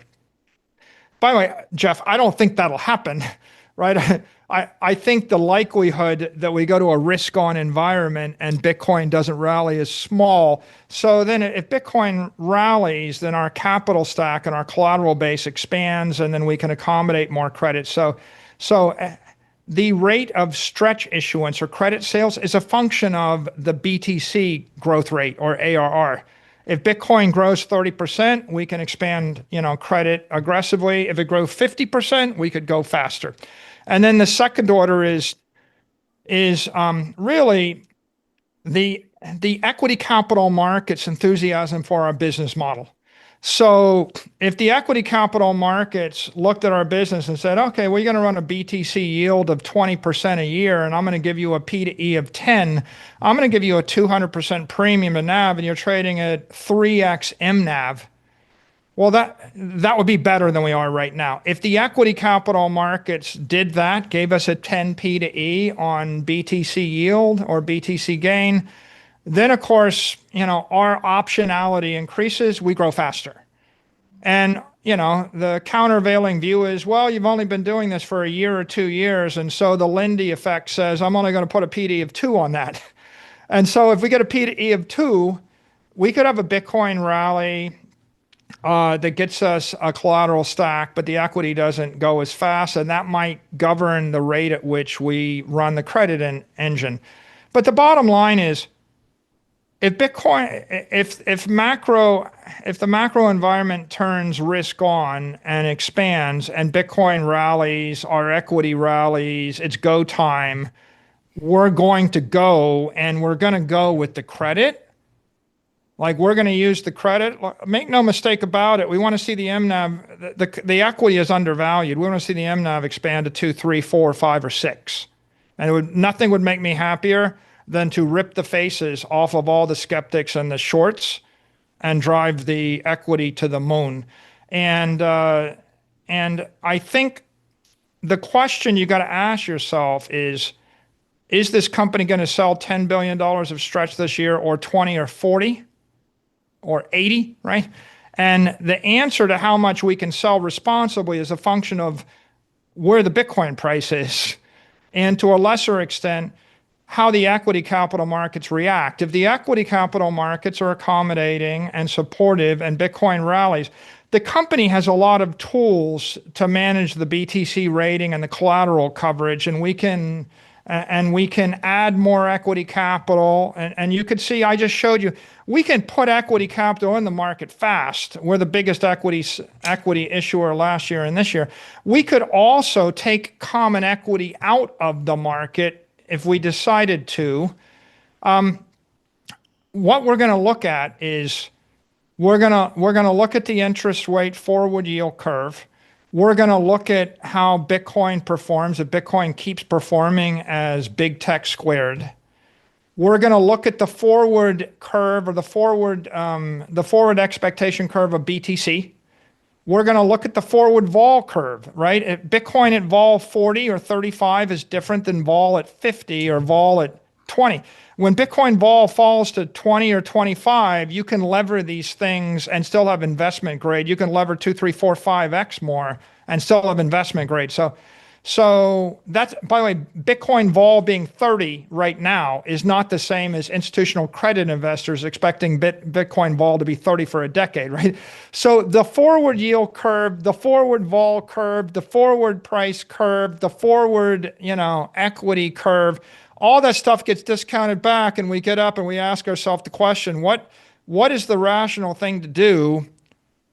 But at the end of the day, what we're wanting to do is to drive the MNAV to the sky and drive the Bitcoin price to the sky, and to build stretch into the biggest credit instrument in the world, because the higher stretch AUM we have, the more liquidity. And if we can get to $1 billion of liquidity for STRC, the vol will keep coming off, adoption will expand, and we get a network effect.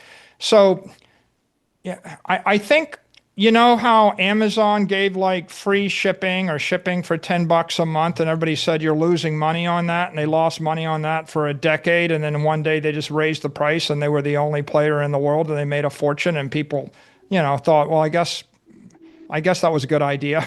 I think we would like, if you gave me a choice, do I want to sell $500 billion of stretch and pay 11%? Or do I want to sell $50 billion and pay 9%?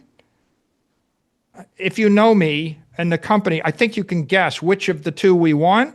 At the end of the day, our long-term view is Bitcoin's going to go up more than 11%. It's going to go up 30%. And if we're wrong, it's 20%. 200 basis points won't make the difference one way or the other.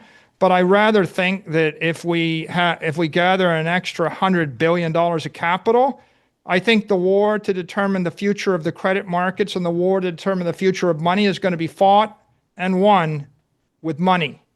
And so we're going to get the money if we can do it in a responsible way, right? And at some point, if you have this perverse random situation where Bitcoin price is not reacting and MSTR is not reacting, but everybody I can't imagine that credit investors are more bullish on Bitcoin credit than equity investors or Bitcoin investors.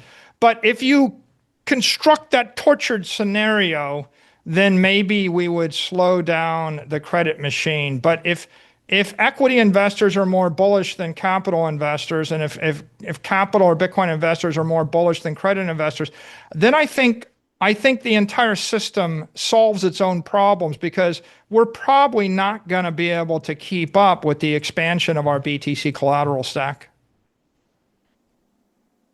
I'll add one short thing to this, Jeff. I think the scenario you lay out is in a maturation of the digital credit market, right? 5-10 years out, when digital credit is 3 or 30 trillion on a $300 trillion market, we would run into this issue of how do you manage the demand for stretch. I think 10 months into it, I think our issue is not so much what interest rate or are we paying, or what does the Fed do to interest rates? I think the demand is going to be driven by awareness and marketing of the product right now. So I don't think that scenario is going to be much of an issue for the short term. Got it. Thank you for those thoughtful responses. We'll take it in depth. Thank you, Jeff. Next, I'd like to invite Andrew Hart from BTIG. Hey, thanks for the question. I think the optionality in the business really came through clearly today. Maybe just shifting gears a bit. Earlier in the slide, Michael, you talked about Bitcoin being digital capital and MicroStrategy being digital equity and Stretch being digital credit. Then you also talked about kind of innovators kind of building digital money down the road. So you called it like a layer 3 in that example. I guess considering Stretch is going to be the foundation or the building blocks for digital money at some point as the market continues to mature, I guess, what do you think that solution looks like? Are you having conversations with innovators who are out there looking to build on top of Stretch and create these digital money solutions? Thanks. Hold on.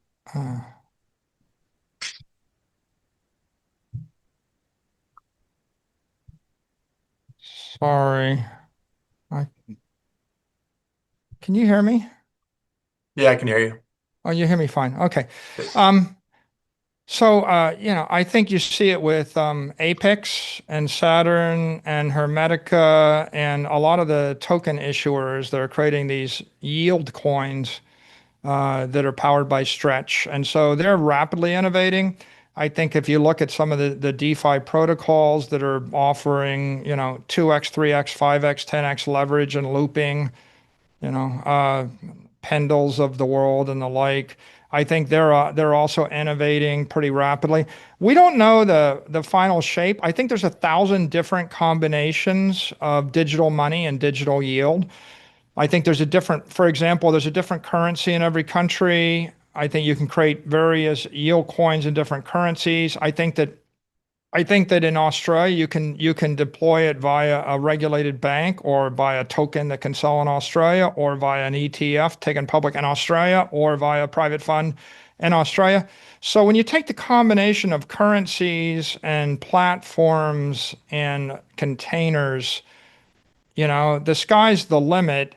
But what I do notice is the people that seem to be moving the fastest and the most enthusiastically right now are the DeFi players, and it's people that are launching stable coins that have to compete with Tether and Circle. And the issue is, how do I convince people to put AUM or put capital into my stable coin? And I need to create either a digital monetary, a yield coin, zero vol, 8% yielding. I mean, that's kind of compelling. Or I need to create like a 25% ARR, staked lock, I lock up your money for a month and I'll give you 25% on 3 or 4 turns on the capital or something. And obviously the market's going to decide who it trusts, and it's going to decide what form of that it wants to buy, and it votes with its money, and you can literally watch the money flowing every hour in that system. I think you'll see some ETF players, but they'll come slower because they're a little bit more, there's more regulatory friction there. And we hold out hope that we'll see a neobank offer a digital yield account. There's no reason why a bank or any neobank that is a mobile app couldn't just say, hey, we'll just give you 8% on your money in this yield account if you want it. Each one of these things, it's a different counterparty, a different platform, a different regulatory container. What I would say is we had none of these conversations going on 8 weeks ago or 12 weeks ago, and now I see like 3 dozen initiatives. And so I think there's Cambrian explosion, and check back in 12 more weeks. I think we'll have some exciting news and some exciting partners, or just watch my X feed because I retweet some of the more interesting digital yield, digital money offerings that are literally happening. A lot of times people are inventing stuff and I'm finding out, at the same time you are, but the market's evolving in real time right now. Thank you, Andrew. Next, I'd like to invite Eric Balchunas. Eric, please go ahead. Yeah, hi. Thank you for having me today. Great presentation. My question's maybe a little more philosophical. I think it impacts the price in the future, but it's about the changing ownership and identity of Bitcoin. So according to River, in the past 16 months, you've had businesses buying 560,000 Bitcoin, ETFs bought another 208,000, governments bought 160,000. So that's a million total Bitcoin by those entities. Meanwhile, individuals sold 730,000 Bitcoin. Some have called this the silent IPO, and it's arguably the reason for that 45% drawdown. This changing ownership is being reflected, I think, at the recent Bitcoin conferences, where you see an increasing number of, suit coiners, as some have called them, which you highlighted in the slide on the government and the banks. And I've noticed it's made some of the native Bitcoiners a little uncomfortable and conflicted regarding the original mission, given it was made to bypass governments and banks. To me, it feels like Facebook 10 years ago when everyone's parents joined. Some people left the platform, although the user base did grow from 1 billion to 3 billion since then. And I just want to get your read on this transition and the sort of mainstreamification of Bitcoin and how important it is to keep the original base of investors, keep them along for the ride, and keep the sort of cypherpunk edge of Bitcoin as it goes more mainstream and gets adopted by companies, asset managers, governments, and boomers in general. Maybe it doesn't matter, given the size of the institutional and advisory market for that price, maybe hitting $1 million, but maybe it does. Just curious your thoughts. Well, I'll make a quick point. Since we got into this space, there's been something like, call it $1.4 trillion of wealth created for people other than the suit coiners. So I don't know who got the money, But there's certainly 80, I think we can trace 4% to BlackRock investors, and they must have 50 to 100 million beneficiaries. You can trace almost 4% to our investors. We've got 100 million beneficiaries. So, if you look at the corporates, they're representing thousands of institutions and tens of millions of investment accounts and hundreds of millions of beneficiaries. And the network is decentralizing, it is distributing through them, and it is maturing through them and finding its way into retiree accounts and insurance beneficiaries and trust funds and 3-year-old trust fund babies. Everybody in the world is getting exposure now. But when everybody criticizes the centralization of the network, I note that 85% of the network is held by others. It's held by the crypto OGs. And we don't know how many people that is, but it's almost certainly represents fewer beneficiaries than beneficiaries that rely upon BlackRock's ETF or a common public stock. So the corporations have been spreading exposure to Bitcoin by an order of magnitude or orders of magnitude right now. I do think that, if you ask, well, who owns the $1 trillion of Bitcoin that's not public? And the Chinese, there are Russians, there are Americans, there are Europeans, there are South Americans, there are Ukrainians, there are Iranians. When you wonder who's selling it, well, it's $1 trillion of capital held by crypto OGs that are unbanked. Maybe they're selling it because, the currency in Iran crashed. Maybe they're selling it because of some fear of, some Chinese government memo. If the Chinese mined half the Bitcoin in the first 15 years, it's kind of impossible that there aren't a lot of people with Bitcoin in China, you would figure, since they mined a great deal of it. So I think generally the industry's maturing. It's rotating from the crypto OGs, but they're not going away, right? We spent $62 billion to get to less than 4%. It's pretty expensive to not get to the other 96%.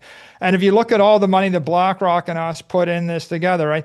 The 150 or $200 billion of capital that flowed from the institutions, it didn't get 90% of the network.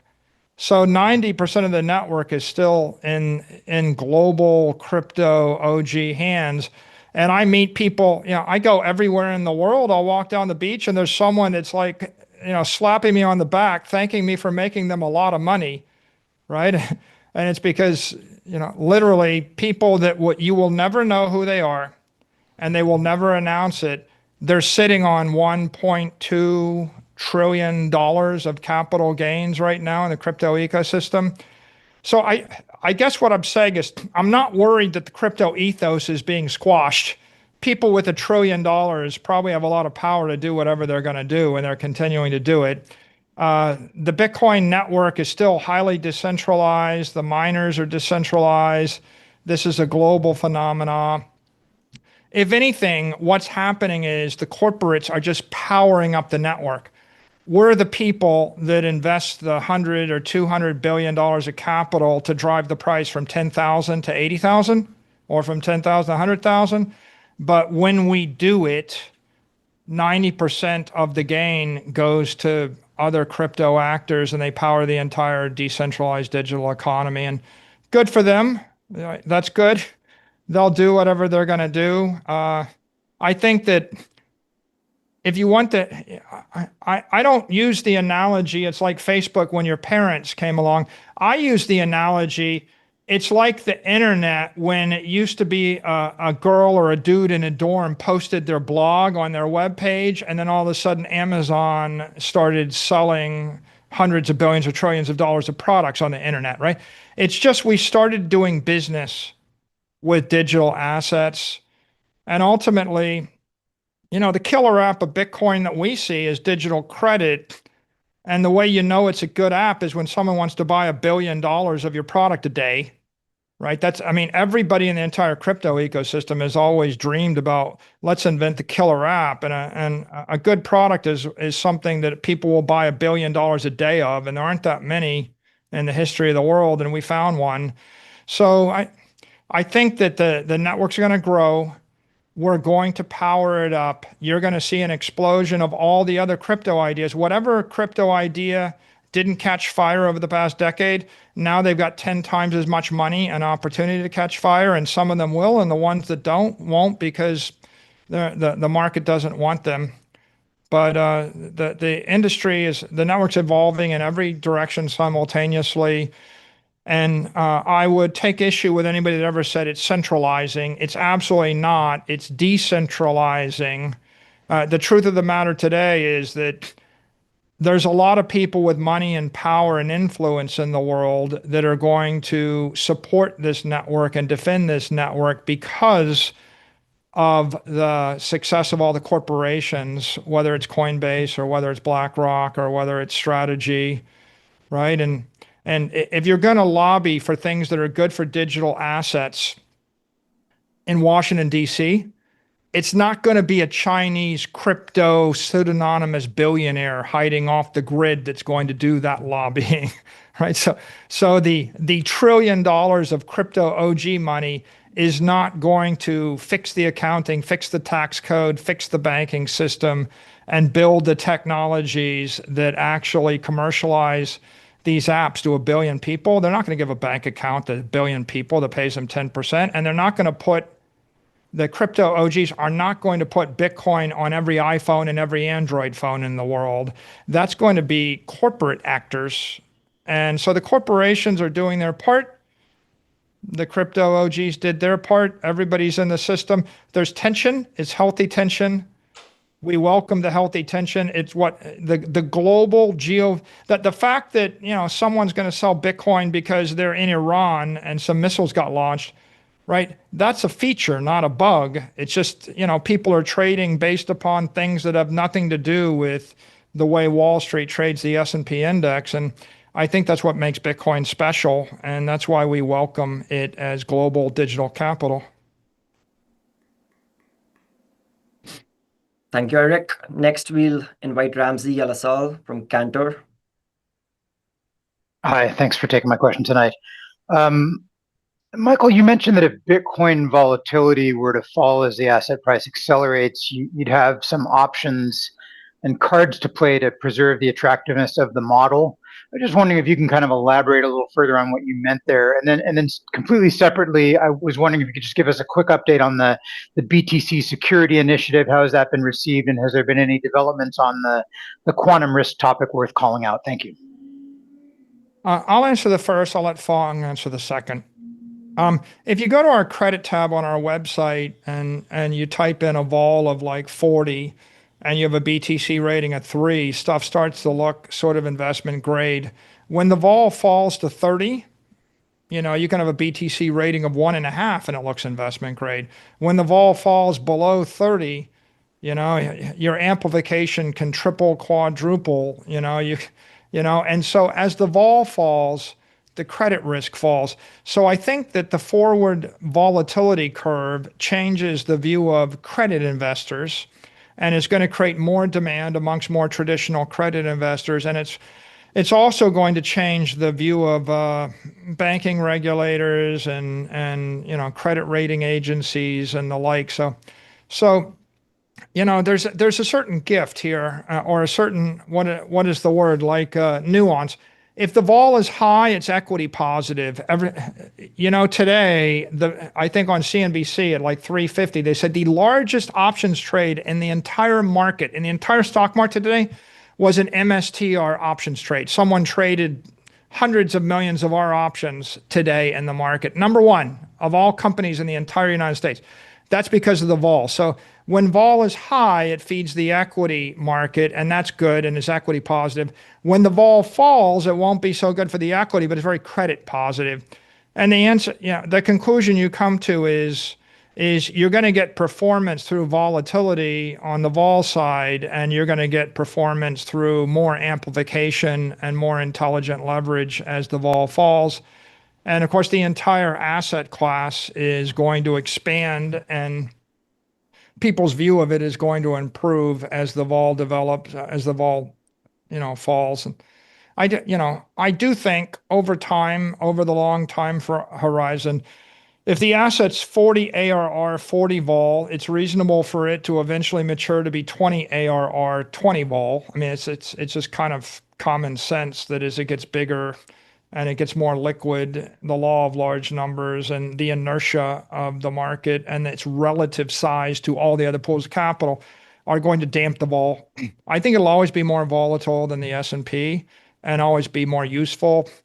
But I think that if you're a credit issuer and a credit investor, you just want to be sensitive to it. And, certainly right now, the single number one issue in the entire market is what is your forward volatility curve for Bitcoin? Because if you think that Bitcoin is a 30 vol asset, everything we sell is investment grade and it should be priced double or triple what it is.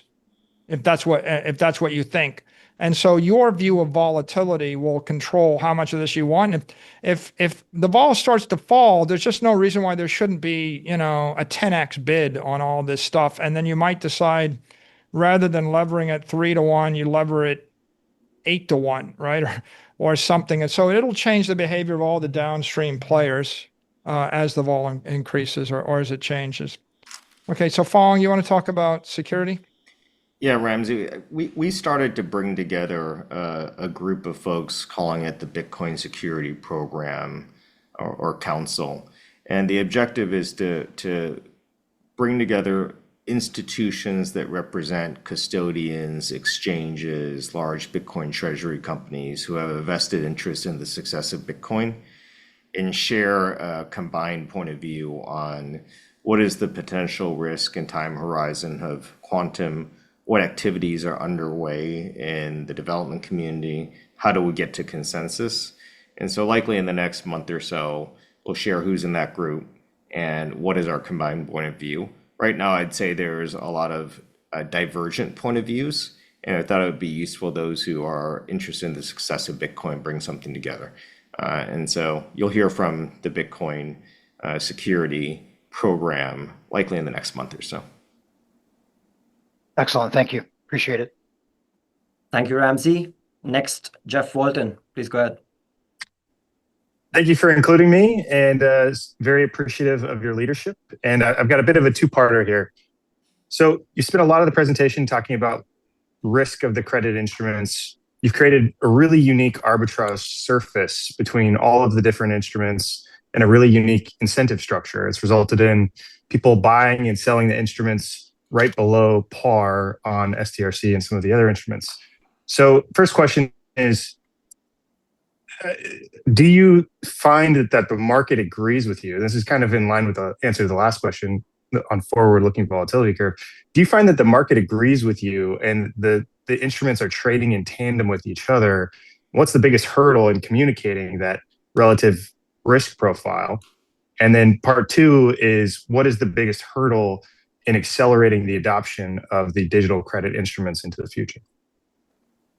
I think all the credit instruments are undervalued. So no, the market doesn't agree with us. If the market agreed with us, then STRF would be trading $200 a share right now, not where it is.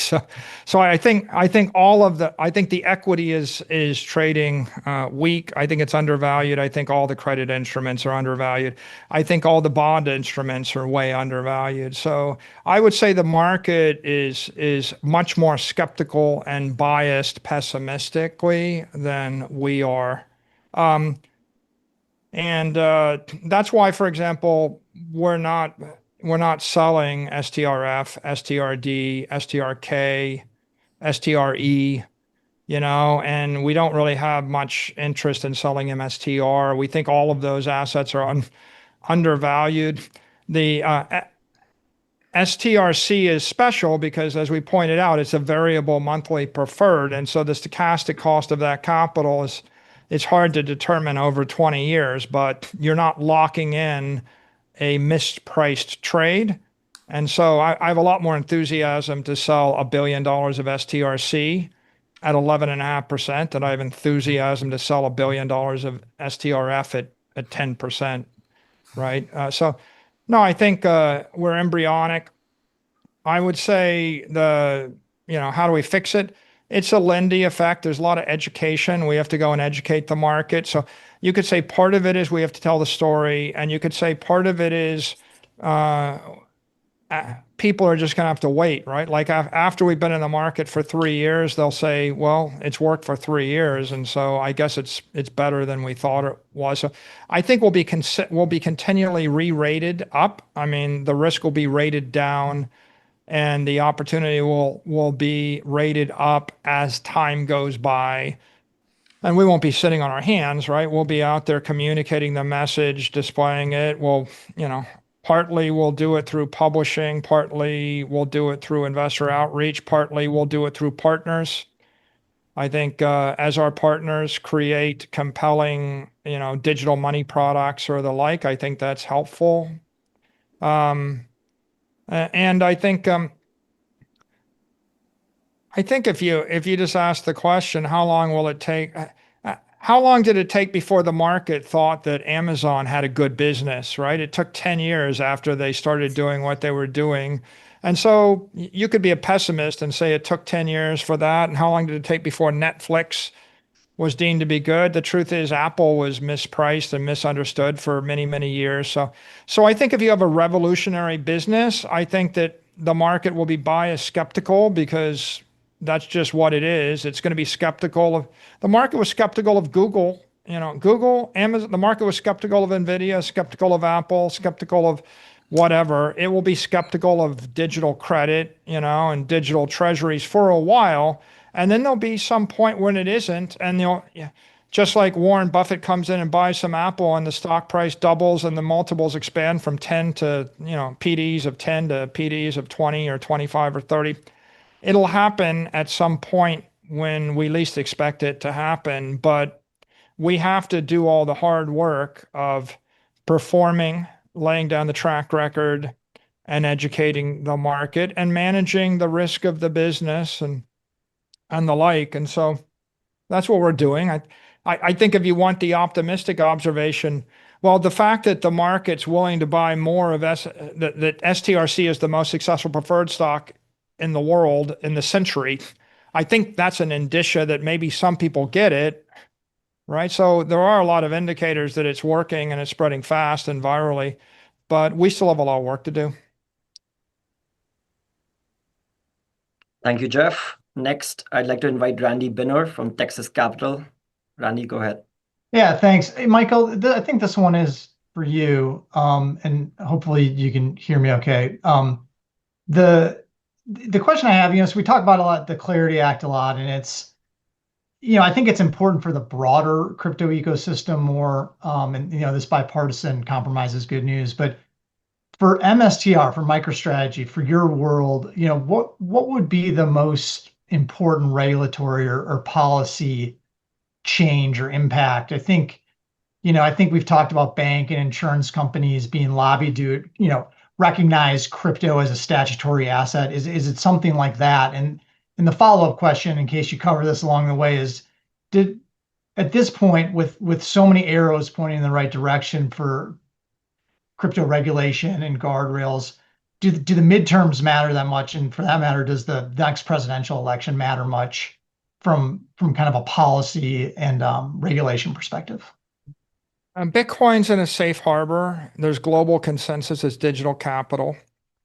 MSTR is sitting in a safe harbor. It's a publicly traded, well-known, seasoned issuer, came public in 1998, governed by securities laws that, date back 100 years.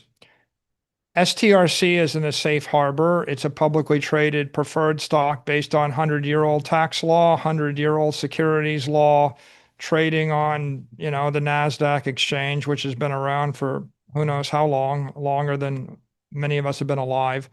So everything that we're doing is sitting in a zone of regulatory clarity. I don't think we need any change in a law or a rule in order to 10x or 100x. We can probably be 100x bigger from here, without any change in any law or any rule. We're not asking or looking for anything.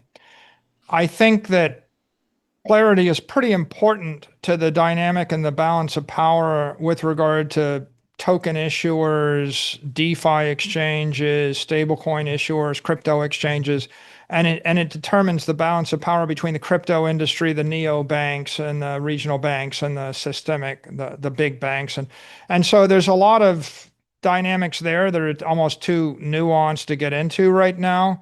The significance to us is just ignorant skeptics will gloat if it slows down, and they will all flip to uninformed cheerleaders, or acknowledgers if it passes. But there's not anything that we need. It's just going to change sentiment. It's going to be a positive, bullish sentiment as it goes through. Long term, if I look at my laundry list of things that are good for Bitcoin and good for us, it's a second order, not a first order, but the second order is the Basel rules, to the extent that they're upgraded to recognize Bitcoin as legitimate collateral and not haircut it. It would be positive for banking adoption and especially credit adoption, because right now there's still a bit of haircutting of it by the credit rating agencies and the very conservative regulated entities, that they want a gatekeeper or they want a regulator to tell them it's okay. And so I think that at some point, if you want an insurance company portfolio manager to buy the product without knowing what it is or why they bought it, then it would be beneficial for the Basel rules to evolve and get an embrace of Bitcoin as a legitimate asset. Right now, we're selling to informed investors that want to buy the best thing. And if you look at that market, if we slurped up 10% of private credit, that's 370 billion right there. And so we've got plenty of runway for the next decade. But my wish, if I had one wish, is for the Basel rules to be fixed, and then for the world to recognize Bitcoin as legitimate collateral pari passu to gold or to other capital assets on banking balance sheets and regulated entities. Then it should spread faster through the banks as a reserve asset and through insurance companies and the like. But it's not necessary to us. We could be a multi-trillion-dollar company and sell $400 billion of STRC and not have that fixed. One thing I'll add, Randy, is Stretch is already a rapidly accelerating product in the category of digital credit. And that is without clarity as it relates to tokenization of securities, which I think will either be created through the passage of clarity or rulemaking by the SEC. That will only accelerate things. So we showed $270 million of layer 2 tokenized Stretch from companies like Apex and StockX by Kraken. Those are sold outside the US, not in the US. Right. And so when we get clarity, that'll only accelerate things and will accelerate layer 2 development on top of Stretch and just accelerate digital credit overall. So it's exciting to see what may come on something that's already an exploding asset class. That's great. Thanks. Thank you, Randy. I was just saying, saving the best for last, James Lavish. Thank you, CJ. Congratulations on your new role. Fong, Michael, Andrew, thank you for having me and allowing us to ask questions. But first, congratulations also on your success with Stretch. I'm a believer in the digital credit world. And I appreciate you all sharing the many levers that you can now use to create value for the common shareholders while protecting creditors. But on that, with Strategy's energy and focus on Stretch, which you've said before is a security you landed on through iteration, what do you see as the optimal future balance sheet structure for maximizing the accretion of value for common shareholders? And would that include retiring most or all of the other debt and preferreds currently outstanding? And do you believe that that's ultimately necessary to attract more of the largest institutions to invest in Stretch in lieu of traditional yield-generating securities? Yeah, we want to be debt free completely. So all 6 of the converts we make go away by either swapping them for stretch or swapping them for equity or paying them off with cash. So I think there's consensus on that. I think there's consensus that stretch is the killer strong credit instrument. I think the jury is still out on the other 4 credit instruments. They're all long duration credit instruments, and they represent important optionality for the company. And so I think that our policy will be to retire the 6 convertible bonds to promote and to polish the jewel in the crown, which is STRC, and then to watch and nurture the other 4 and improve them as we can, and then observe whether or not they're material in generating demand. I think right now you can imagine the company, if I was designing a Bitcoin treasury company from a clean sheet of paper, the company would consist of 1 common equity, 1 monthly or semi-monthly variable preferred equity, and a big stack of Bitcoin and nothing else. Right? That's my advice I give freely to anybody that ever asks me. The other things are interesting, maybe, but not necessary. We'll watch them. It's very difficult to create a publicly traded instrument like Strife or Stride or Strike, so we won't retire it because it represents giving up billions of dollars of optionality. But on the other hand, what really is critical for us is manage the common stock carefully to get the MNAV up and the premium up, manage the Bitcoin stack, and then manage the monthly variable rate preferred, the digital credit instrument. Those are the things that really matter. Thank you, everyone. That brings us to the end of the Q&A session. I'd like to thank everyone for their questions and all the attendees for joining and listening to the earnings call. I'll hand it back to Fong for any closing remarks. Yeah, I want to first thank everybody for attending our earnings call. I know there's tens of thousands of you out there spending 2 hours and 15 minutes of your evening with us, and we find that to be very gracious and flattering. Many of you are shareholders of our common MSTR and our perpetual preferred stretch. And as many of you know, we have a shareholder vote coming up that's due early June to primarily modify stretch to go from, as Andrew mentioned, a monthly dividend to a semi-monthly, twice-a-month dividend. We believe this is beneficial to our shareholders. As we mentioned, one of our principles is to make stretch better and more attractive. So we would appreciate you all voting early so that we can start to tabulate the votes. And this is how you can do it. If you have additional questions on how to vote for stretch and for the common, you can also go to our website. And with that, I really appreciate your time. Thank you for all the interest and the attention. And we'll talk to you again, if not before then, at our next earnings call 3 months away. Thank you all.